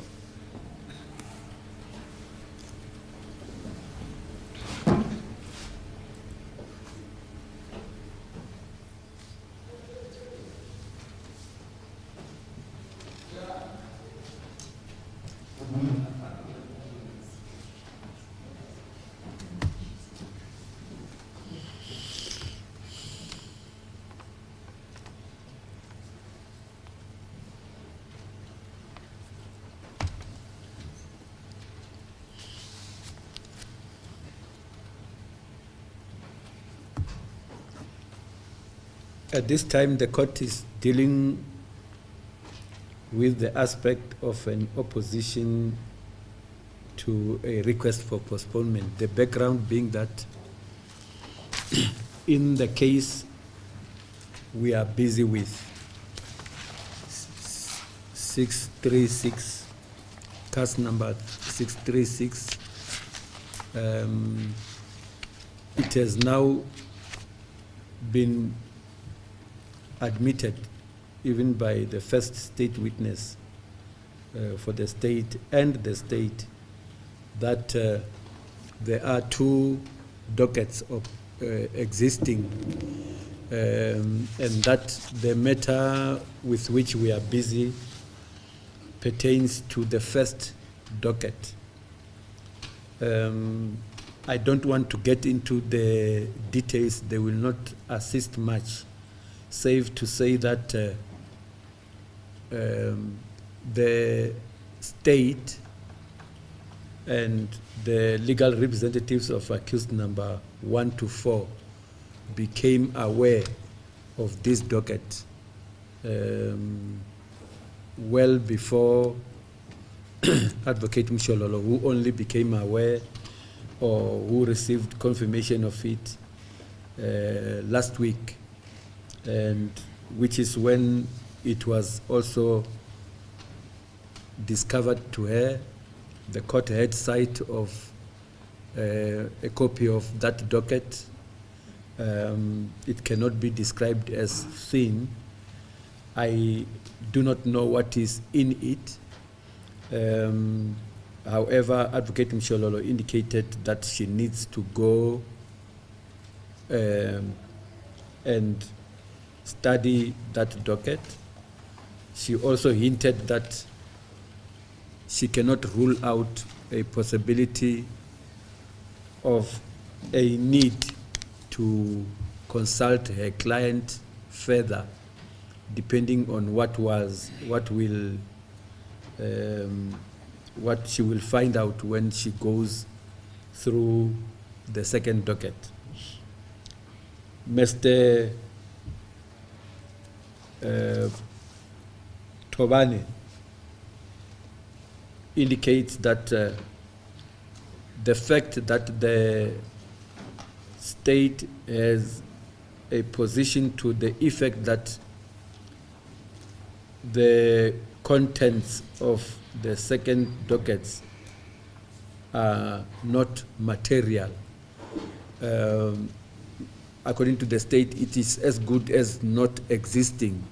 And Mr. Tobane says because of that, that docket should be viewed to be of no consequence, and therefore it should be the case that Advocate Mshololo does not need the second docket or knowledge of the second docket or its contents in order to continue with cross-examination. What is worrisome is that a legal representative or legal representatives of one set of accused persons in a case is telling court that a strategy thought up by a legal representative of another, not only another, different accused as opposed to the accused they are representing, they view that as unnecessary. Like I said, I do not know what is in the dockets. I'm not even supposed to know. And the Advocate Mshololo told court that what she wants to do is part of a preparation of the defense. She even leveled blame upon the state, and I need not go and revisit the response of the state. Safe to say that Advocate Baloyi told court that he too only had the benefit of a discovery of that second docket at a much later stage, and he struggled for some time in order to be able to lay hands on a copy of such a docket. At the root of everything else, like most of the people in this case have been saying, is the right of accused persons in trials, the constitutional rights. At the helm of everything, we know the accused are entitled to fair trial. And aligned to that, accused persons are also entitled to speedy trial. Put differently, they are entitled to be submitted to trials that are not unnecessarily delayed. The fact put on the table by Advocate Mshololo is that she needs to go into the contents of the second docket. I don't know if she has started. I would have expected her to already have started. And she needs that in order to prepare the defense of her client. The reality of the court is that denial of that opportunity will clearly result in lack of an opportunity on the part of Advocate Mshololo to prepare the defense of her client. On the other hand, giving the wish of the legal representatives of accused number 1 to 4 will avert a situation which may result in a lengthy trial. Therefore, it means that the court has to compare between two sets of rights. The rights of accused number 5 to a fair trial by way of giving leeway for his legal representative to prepare appropriately within a reasonable time, and on the other hand, the rights of accused number 1 to 4 to a speedy trial. In order to be able to decide around that, the court compared the two sets of rights. If the rights of accused number 5 get undermined, the whole of the trial he is undergoing will be tainted. If the rights of accused number 1 to 4 are undermined by way of granting a postponement, their rights also to fair trial and to a speedy finalization of a case shall be affected. The rights of accused number 5 will be affected holistically. The rights of accused number 1 to 4 stand to be affected insofar as it regards 2 days in this trial. I speak as I do because in any case there would be a need to seek postponement on next coming Friday. And I must repeat the background I gave earlier. There was leeway, right open, for this case to proceed next term over 3 months. And because of the background I gave, where one of the legal representatives was reluctant to be in a meeting to arrange that, that has been lost. We have lost 3 months, and now, deservedly and rightly so, there is a complaint about 2 days that may be lost, which is Thursday and Friday. When I compare what accused number 5 may have to forego if a ruling doesn't go his way, with what accused number 1 to 4 may have to forego if the ruling doesn't go their way, I feel that there is more weight on the part of the rights of accused number 5. And therefore, given that scenario,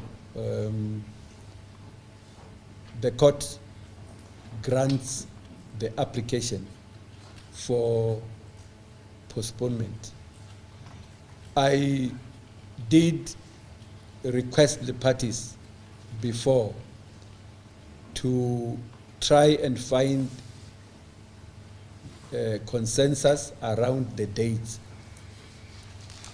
I do not know whether on leaving court or upon adjournment they ever attended, but what I perceive as I sit here is that the state and the representative of accused number 5 are ad idem in terms of agreement to a postponement. As we sit here without choice because of the opportunity lost, we only have September as the earliest time to which this matter can be postponed. I did say also this morning that for me, efforts should go forward in terms of trying to bring the trial earlier. And even if those efforts do not succeed, my thinking is that beyond September this year, the parties would be encouraged to try and secure an en bloc placement of this matter on the roll. It remains to be seen whether the impediments that saw us losing the entire third term for purposes of this case will replay and therefore frustrate once more the endeavor to secure an en bloc placement on the roll of this matter. Having said all that, the ruling is that the application for postponement is granted. And having said that, again, we should not lose sight of the fact that the legal representatives of accused number 1 to 4 have issues around dockets, the 2 dockets. And before we agreed to meet today to finalize dates, we had mooted issues of a process in which Advocate Tefo, on behalf of accused number 1 to 4, is expected to furnish heads of argument around the aspect of 2 dockets, which also hinges on a very vital aspect of the jurisdiction of this court. Yesterday, we had a presentation of on jurisdiction, on issues of the transference of dockets, if not cases, from one jurisdiction to another. That has not been presented in within heads of argument, and that has not seen an opportunity where there are responses from the state and Advocate Mshololo. And it is my view that we do not wait until September. It is my view that we find a date within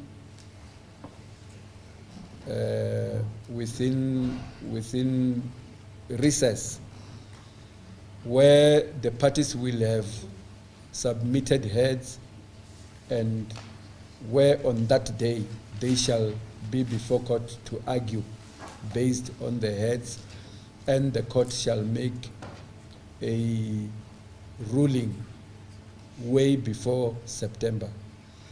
That is entirely dependent on what Advocate therefore does. If heads come, it is my view that both Advocate Mshololo and Advocate Baloi be ready to respond within 5 days of receiving those heads. And if there are certain impediments, that the parties notify each other among themselves, much as whoever has that impediment should make an effort for the court to be notified that the 5 days cannot be complied with for the one or the other reason.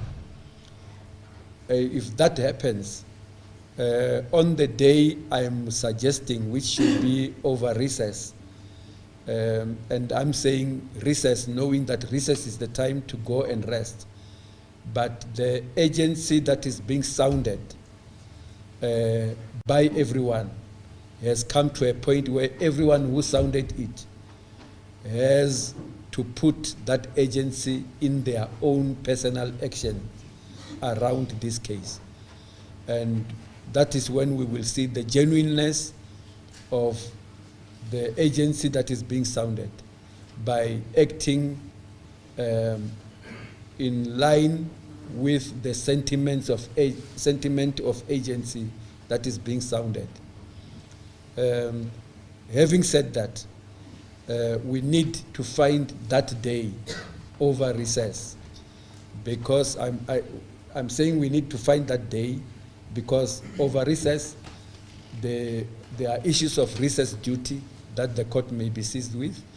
There are issues of other work-related commitments that are in place, but fortunately they do not consume a majority of the days or over recess, and therefore the court has time available depending on the inclination of the parties to be available for that argument. The earlier that date can be within recess, the greater the possibility that by the time recess ends, there shall be a ruling in place, and those who need to respond to that ruling will have time to do so. So the long and the short is that the application by Advocate Mshololo for postponement is granted. The date of postponement is not determined by now because the parties have to engage each other and agree. If they do not, then the court might direct in terms of the date of postponement. And we should also know that this date of postponement is so as to deal with somebody has called it a conundrum, to deal with the so-called conundrum of 2 dockets with 1 deceased person and 2 sets of investigators, and possibly 2 courts in 1 division, in 2 cities in that division. So that is my ruling. Postponement granted, a date to be set for argument regarding the issue of the 2 dockets. And therefore, when we argue, when argument is heard on the issue of the 2 dockets, that is when we are going to visit further the aspect. We know that September is a date in place. I still urge that efforts be done to see if no miracle can come to give leeway for the next term, if not part of it, to be devoted to this case. That is my ruling. As the court pleases, my lord. Ufethu-ke isinqumo senkantolo ukuthi emuva kokuthi ihlanganise konke noma ibheke-ke inhlangothi zombili-ke kwizethulo ezenziwe la enkantolo, ukuthi-ke iyanikeza-ke kwisicelo esenziwe uyena-ke ummeli wammangalelwa wesihlanu ukuthi ecela isikhathi esanele ukuthi ahambe ayolungiselela-ke ngaleli dokodo lesibili elivelile futhi-ke ebengalazi yena-ke. Inkantolo ekubhekile-ke ibheke ukuthi-ke kunalamalanga amabili-ke acelwa abameli, ummeli wakhe ummangalelwa wokuqala kuyokusho ummangalelwa wesine, bona-ke bathi-ke akabizwe ufakazi lamalanga amabili asele. Iphinde inkantolo ibheke-ke nokuthi besikhona-ke isikhathi esanele seyinyanga ezintathu ebezitholakala ukuthi icala lingaqhubeka-ke liqulwe, kodwa-ke akwenzekanga lokho ngokuthi omunye wabameli-ke noma ummeli wabamangalelwa laba abane-ke akavumanga-ke nkathi wayebizelwa emhlanganweni. Uma-ke inkantolo isibheka-ke inhlangothi zombili ifikele kwisinqumo sokuthi-ke ayinikezele kwisicelo sakhe ummeli kamangalelwa wesihlanu ukuthi icala-ke alihlehliswe, futhi-ke likhona nelanga elizobhekwa-ke ngaphambilini koSeptember la khona-ke bazohlangana khona bonke abameli balethe izethulo zabo ngalokho-ke noma ngodaba-ke noma oluvezwe uyena ummeli wabamangalelwa laba abane abamele. Kodwa-ke isinqumo senkantolo ukuthi icala iyavuma ukuthi alihlehliswe ngenxa yesicelo esenziwe ummeli kamangalelwa wesihlanu.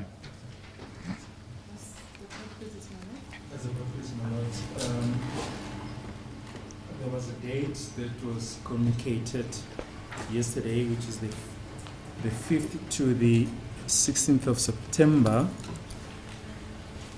We were also given another date that we can block, that is the 4th to the 14th of November.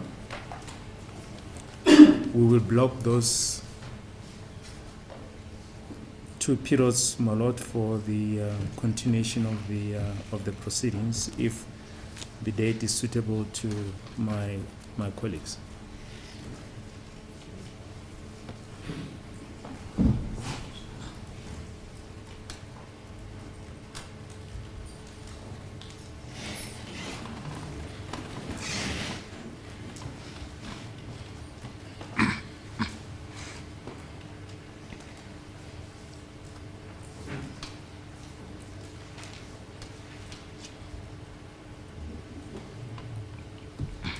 So something that was not dealt with specifically is that we spoke of 5 days for Advocate therefore to prepare heads, and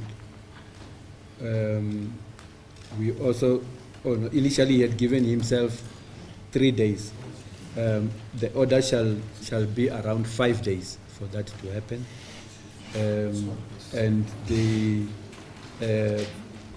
other parties are given up to 5 days. If any of the parties can cut this period of time to a lesser period, it will not do any harm but demonstrate the sense of agency such a party is views to be attendant to the matter. The court pleases. The court pleases, my lord. My lord, before this matter is adjourned, I just have two requests that I need to submit before this court, my lord, before we adjourn the matter. Yes, but Thank then you. the date that we are going to, I had thought there shall be an interaction between the parties. If any of the parties feel that they can cut the 5 days I have pronounced to a shorter period, so that you come back and inform me, so that the date of argument around the heads be earlier rather than later. My lord, I can make an undertaking on my behalf to say I will be able to file my heads 5 days upon receiving the heads of the respondent for accused number 1 to 4. Advocate Baloy.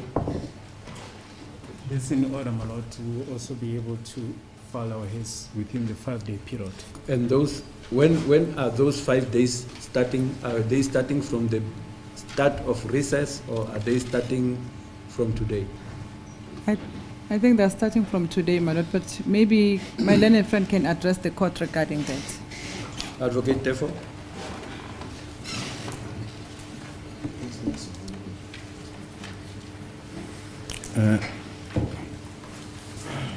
Considering the holiday of the 16th June, will start on the 17th, Friday. That will be Friday, Monday, Tuesday, Wednesday, Thursday. What date will that Thursday be? That will be the 23rd, my lord, 23rd of June.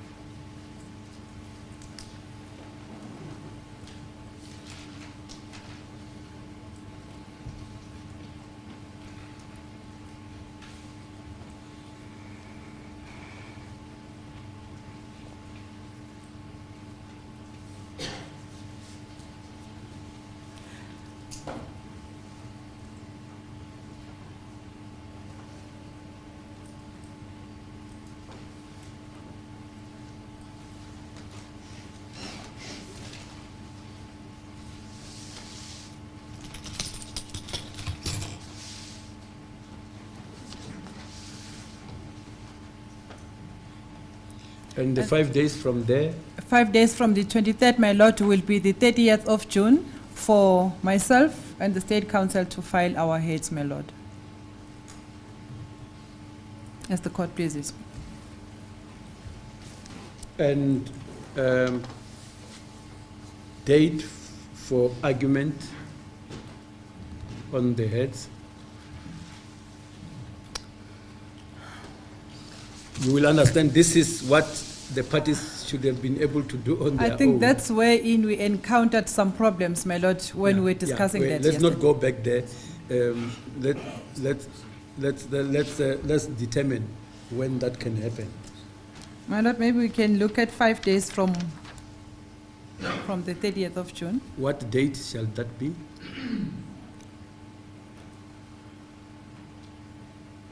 It will be the 7th of July, my lord. It is not convenient for me. There will be something work related. On that day. 7th, 8th to the 8th, I think. 8th is a Friday, my lord. Yeah, 7th to the 8th, I think I will be engaged. Okay. Then with the next available date, my lord, it's the Monday, the 11th of July.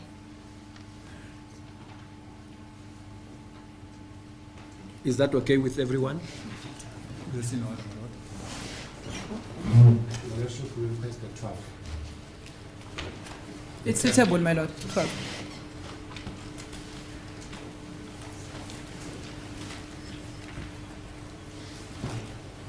I think if the dates turns out to be problematic, we can always communicate, my lord, to determine a more suitable date. But at this moment, it's in order.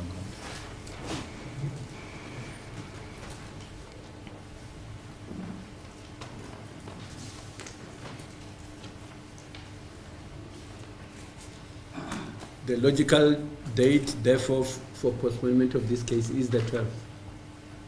The provisional date is the 12th in order to hear this interlocutory application, my lord, if I may put it like that.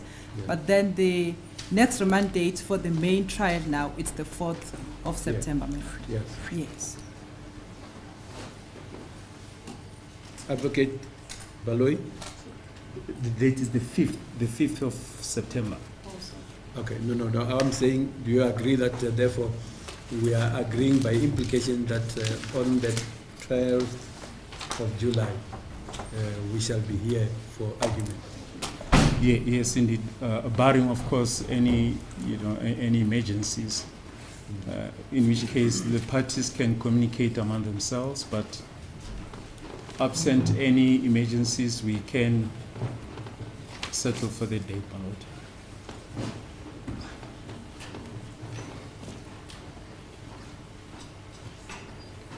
Advocate, therefore, the 12th.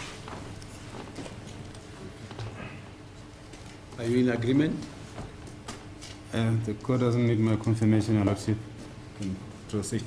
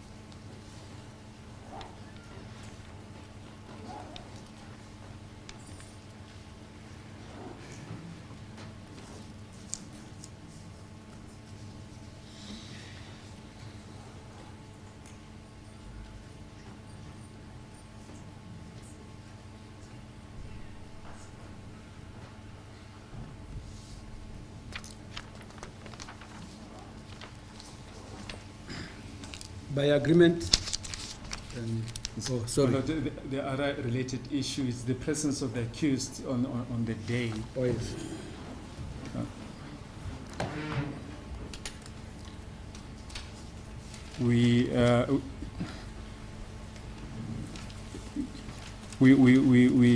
We might need.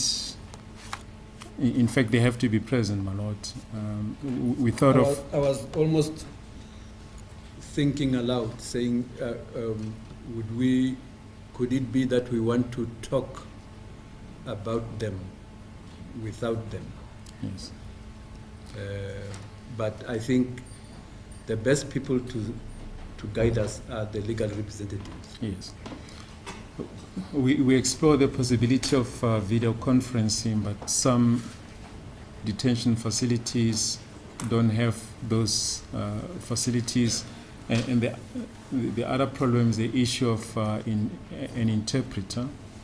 So it would appear that the best solution is for them to be present here at court. In which case, we suggest, my lord, that then the accused also, that an order be made that they be brought to court on the day, my lord. Yes. On the J7. Ordinarily, I think on the a J7s. postponement like this implies that they will be here. unless I'm missing something. Yes. That as we postpone this case to this date, the expectation is that on that date they will be brought to court. As long as the J7s are endorsed to that effect, Yes. that shouldn't be a problem. Yes. Yes, please, the court is confirmed. They have to be here. I confirm, my lord, they have to be present in court. My lord, can I then now make my request before we adjourn the matter, my lord? Oh yes. Oh, Thank sorry, I nearly forgot. Yes. My lord, in order for me to enable my lord, to prepare further, I have the following request that I need to place on record, my lord. The first one, my lord. Wait, Oh, so that sorry. I record.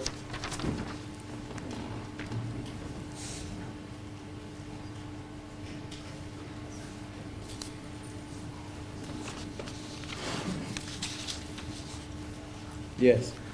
The first one, my lord, is that as I will be reading the second docket, case 375, I also need a clarification, my lord, in respect of Exhibit C1, which is a letter from the DPP regarding the second docket.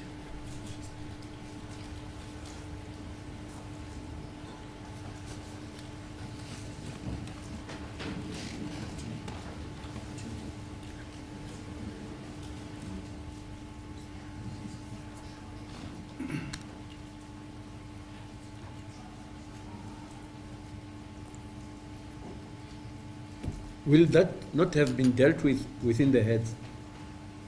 Within What- the head? yeah. No, my lord, heads are not part of my preparation for cross-examination, my lord. Okay. Yes, yes. I'll be preparing on the new evidence that I've just received, my lord. Okay. So, my lord, I am asking and for an order directing the DPP South Gauteng to give clarity, my lord, since Exhibit C1 refers to a junior who has made an opinion. C1, my lord, Yes. refers to a junior who has made an opinion. Then now the DPP South Gauteng is the head of the office now. Then he must give clarity on the decision, if there is any, that has been made under the case, docket case 375, my lord.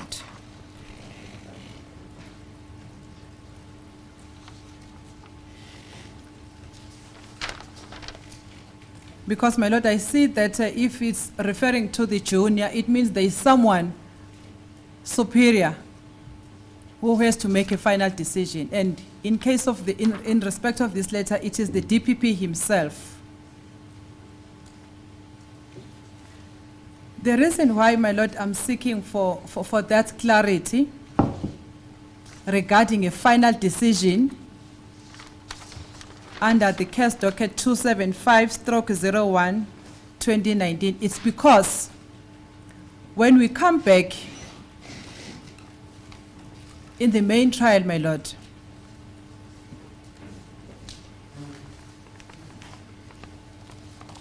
I want to know the status of the people mentioned in Exhibit C, my lord, whether they will be coming to testify as suspect witness or as accused witness, whichever way as the director of public prosecution directs the status. The Exhibit D is before this court, my lord, and we need to deal with it, my lord. And the name of those witnesses whose status needs to be clarified by the DPP South Gauteng appears, my lord, on page 5, my lord. of Exhibit C. And those names, my lord, are Longwe Twala. Wait. Sorry, my lord.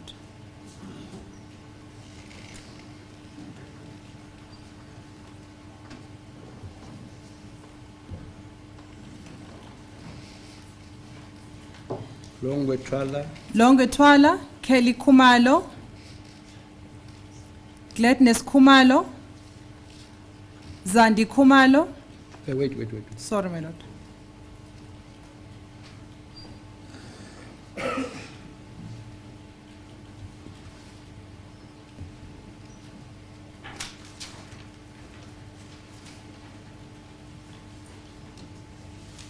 Yes?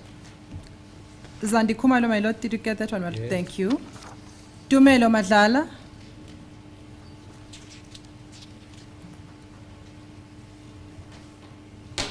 Mthokozisi Twala.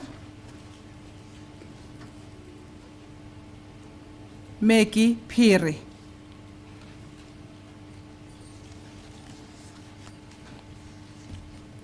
So the clarity that is sought from the DPP South Gauteng, my lord, will clarify the status of this witness, and as I'll be preparing to know whether they are the witnesses in this case, or they are the suspect witnesses, or they are accused witnesses in preparation of the trial, my lord.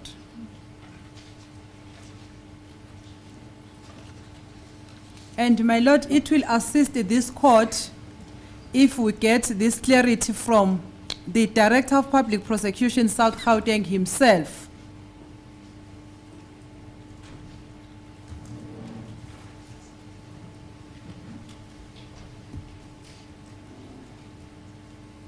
If he confirms whether the case, whether the decision has been made under, a final decision has been made under Phosphorus Case 375/01/2019, whether to decline to prosecute these people, or whether the matter is still being investigated, or whether this docket will be combined or is combined with the docket that we are dealing with before this court. We ought to have received this clarification, my lord, from the DPPs themselves. However, seeing that I need clarity in order to be able to finalize my preparation, that is why, my lord, I am involving and asking this honorable court to make an order to that effect, directing the DPP South Gauteng to give his stand on the status of this case, my lord. My lord, that's my request. And then the second request, my lord, yesterday my learned friend, counsel for the state, made submissions, my lord, to say there is no one who can say he was not aware of this docket. And he made, my lord, a reference to say, I made submissions before this court to say I am aware of the police docket Phosphorus 375. Therefore, my lord, I'm asking for an order to get a transcript record for that day, wherein my learned friend will be able to refer this court to the page and paragraph wherein I made those submissions.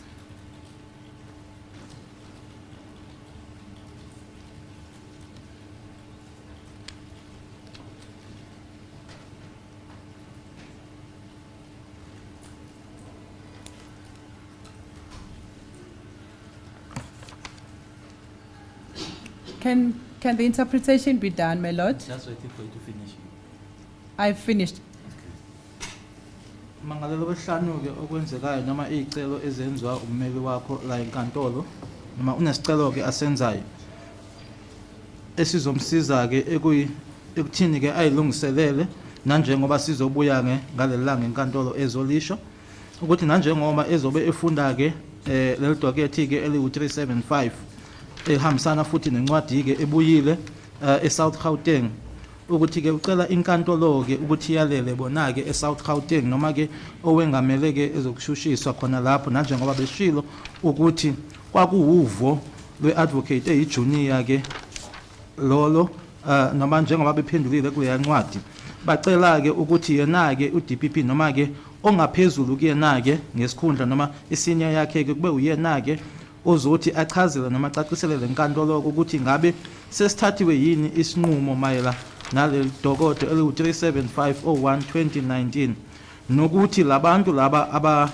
abashiwo noma amagama abo ke achaziwe ku page 5 wakhe uexhibit C ekuyilaba abalandelayo uLongwe Thwala, uKelly Khumalo, uGladness Khumalo, uZandile Khumalo, uTumelo Madlala, uMthokozisi Thwala kanye noMeggy Phiri ukuthi uma ngaba beza enkantolo beza bewofakazi beza beabasolwa yini na ufuna nje ukuthi ke lokho kucaca ngaphambilini kokuthi kufika ilanga ekuzoqhubeka ngalo ukuthi abuze ufakazi imibuzo mayela nalelo dokodo lelo futhi ke lokho ke kuzosiza lenkantolo ke ukuthi leso siqinisekiso leso singatholakala kuyena ke lo wengamele zokushushisa eSouth Gauteng ngamagama ke singaphumi la leso sinqumo ePitoli nokuthi futhi lelo dokodo lelo ingaba idokodo elihambelayo lona lodwa noma lihlanganisiwe yini naleli leli eliphambi kwenkantolo eli-636 okunye futhi ke ocela ummeli ukuthi ke nanjengoba umshushisi eshilo izolo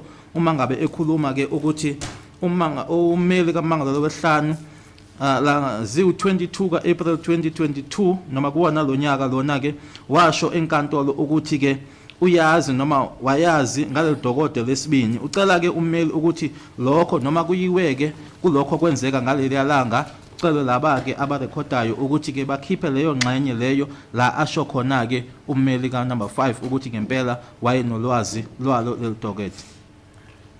My Lord, I will then ask that clarity be given during the period of adjournment so that I'll be able to prepare, my Lord.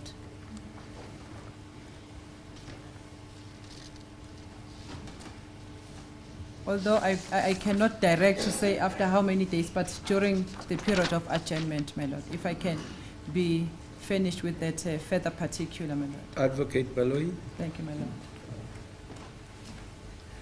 As a court, please, my Lord, the state has got no problem with the second request, but as far as the first request is concerned, my Lord, to direct the DPP to exercise a prosecutorial discretion, I think, my Lord, we should leave it to the DPP.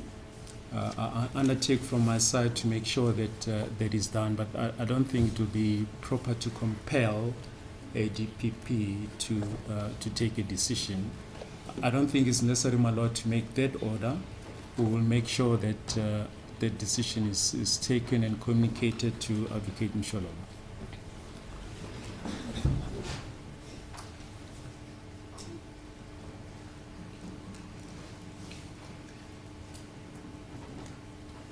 Mayiphendula ke mshushuthi akasiboni ke isidingo sokuthi inkantolo iphoqe noma ke abengamele zokushushisa eSouth Gauteng ukuthi bathathe ke isinqumo kodwa yena ke ngako lakho uhlangothi uzosenza ke isiqinisekiso sokuthi isinqumo siyathathwa ke kodwa ke akaboni ukuthi inkantolo ifanele kuba yiyona ke ephoqayo. My Lord, it is in the interest of justice, my Lord, that a clarity is sought from the head, so-called, my Lord.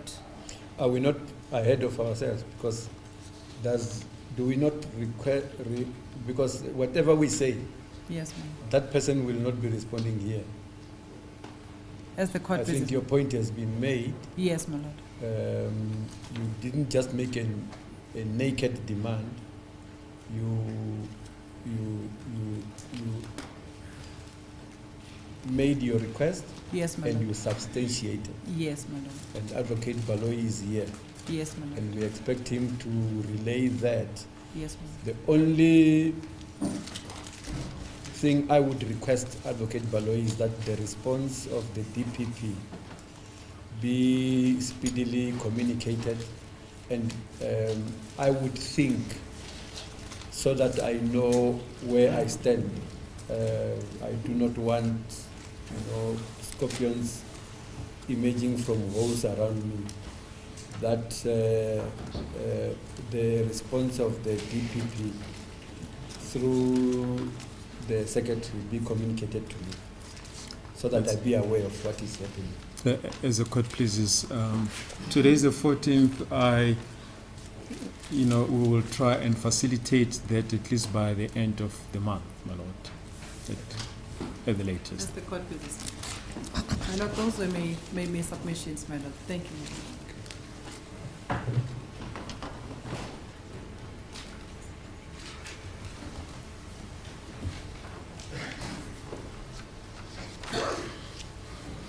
As the court pleases, Your Lordship. May I address the court? Yeah. It's in relation to the new instruction as per the watching brief on 375, Yes. whereby the new instruction is that based on the paragraph 3 of exhibit C1, in this regard, no, C2. C2 is the one that is talking about 375, whereby it stated that You said exhibit? C2, Yes. where the subject is about 375. Yes. Yeah, the instruction is that in relation to paragraph 3 of mention of no merits. Therefore, my instruction is that the DPP should issue the nolla prosequi certificate so that my client will take it from there. Yeah. We Can accept. you remind me, by the way, when is a nolle prosequi certificate issued? My sense is that it is a case gets reported, statements get gathered, the docket is regarded as completed or complete by the DPP or by the investigator who submits it to the DPP, who reads it and then makes a decision. When the DPP has the reason to not prosecute Yes. or prosecute, that's, Yeah. that is the time. So, yeah, So- but remember, I'm speaking about a sequence. Are you saying that in this case, In this regard, that sequence has already evolved? All that needs is a decision. definitely from the day one when the decision was made on 636, it was clear that the decision will not be made on 375. It has been confirmed in terms of Exhibit 6, C2. So furthermore, to the experience or the reason that we are here in terms of the 636, my learned colleague Advocate Baloi, during the indictment or engagement, when the provision of Section 6B of the CPA was done to the NDPP, the response in paragraph 3 was that the DPP has decided to prosecute 636, and then on failing to have conviction on 636, it will then consider to prosecute on 375. That is the answer. So hence we are saying that since the decision has been made on 636, we cannot make to be wait when this matter, since today this matter has been prolonged by the postponement. My client humbly requests that, it's a right. It's a right of the complainant to have the decision from the DPP. So hence this request, Your Lordship. And that could be made within 7 court days. Thank you. Advocate. As the court pleases, I think the request of Advocate Mshololo and Advocate Tifo are 1/6 of the one and half dozen of the other, because if a decision is communicated, then it will inform the request of Advocate Tifo.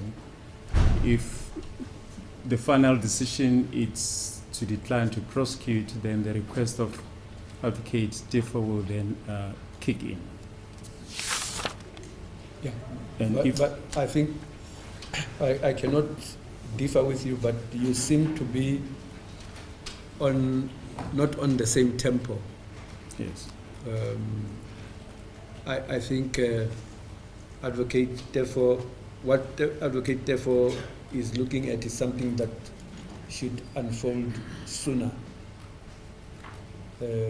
Because there is talk here of waiting for this trial to run with a reservation of a possibility that the other docket may run.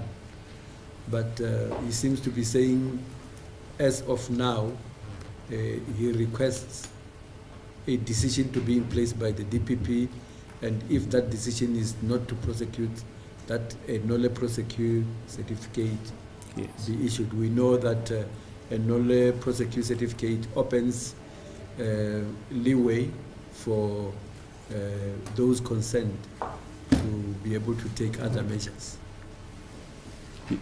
Indeed, my lord, as I'm saying that the request of Advocate Mshololo means that the DPP must take a decision, and depending on that final decision, then the request of Advocate Tifo will then come into the picture, depending on what the decision is.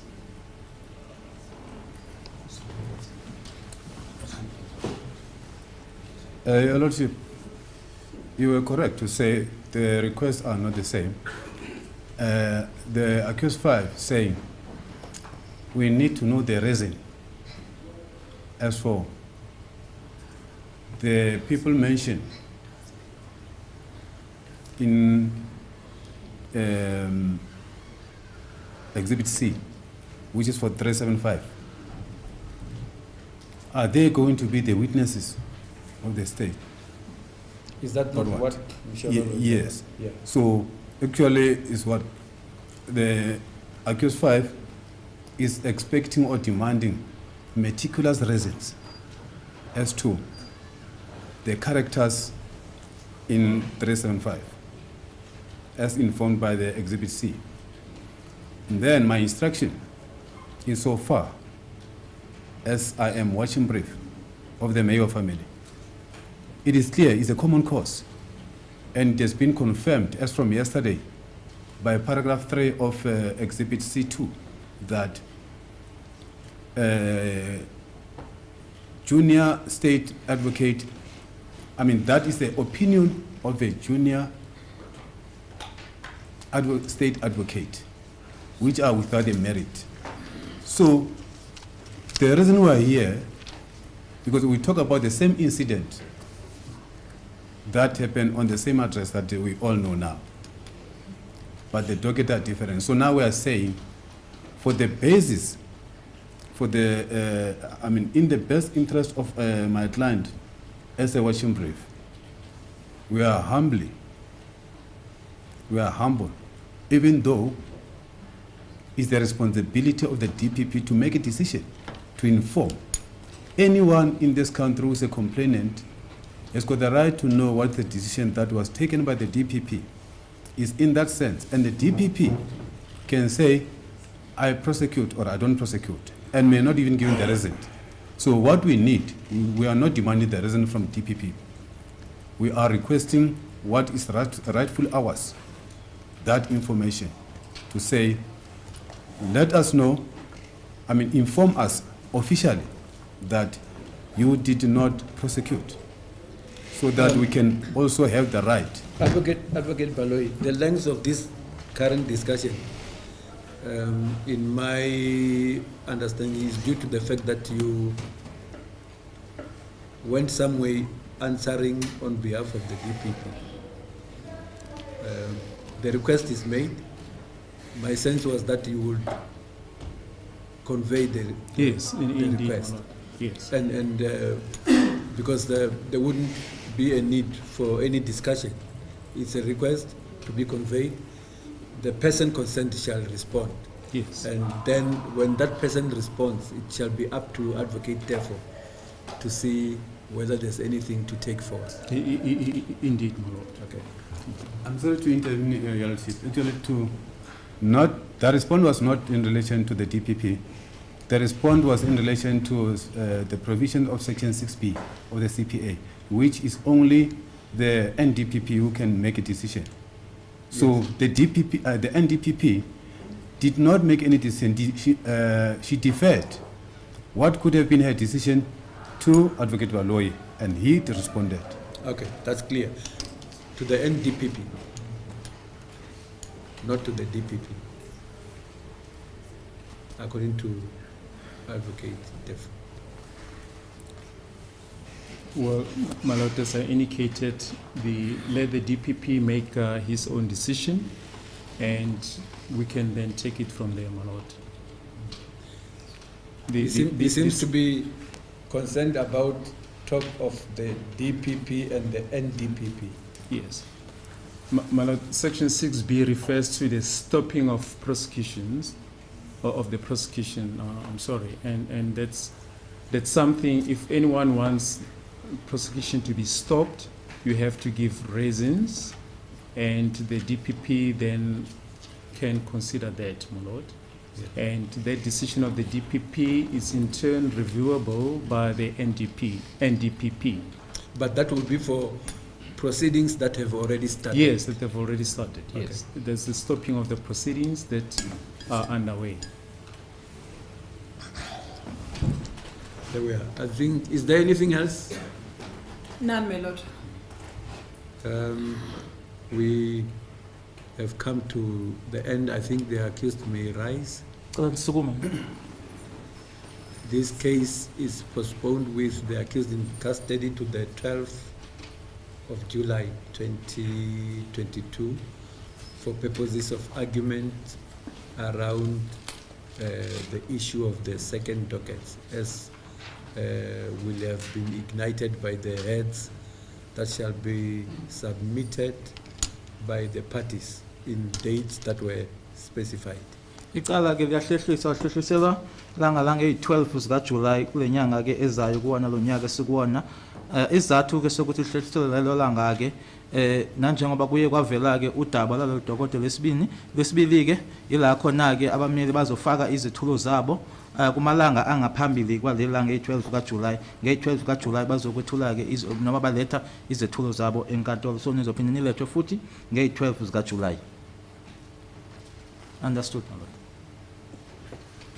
That's the court business.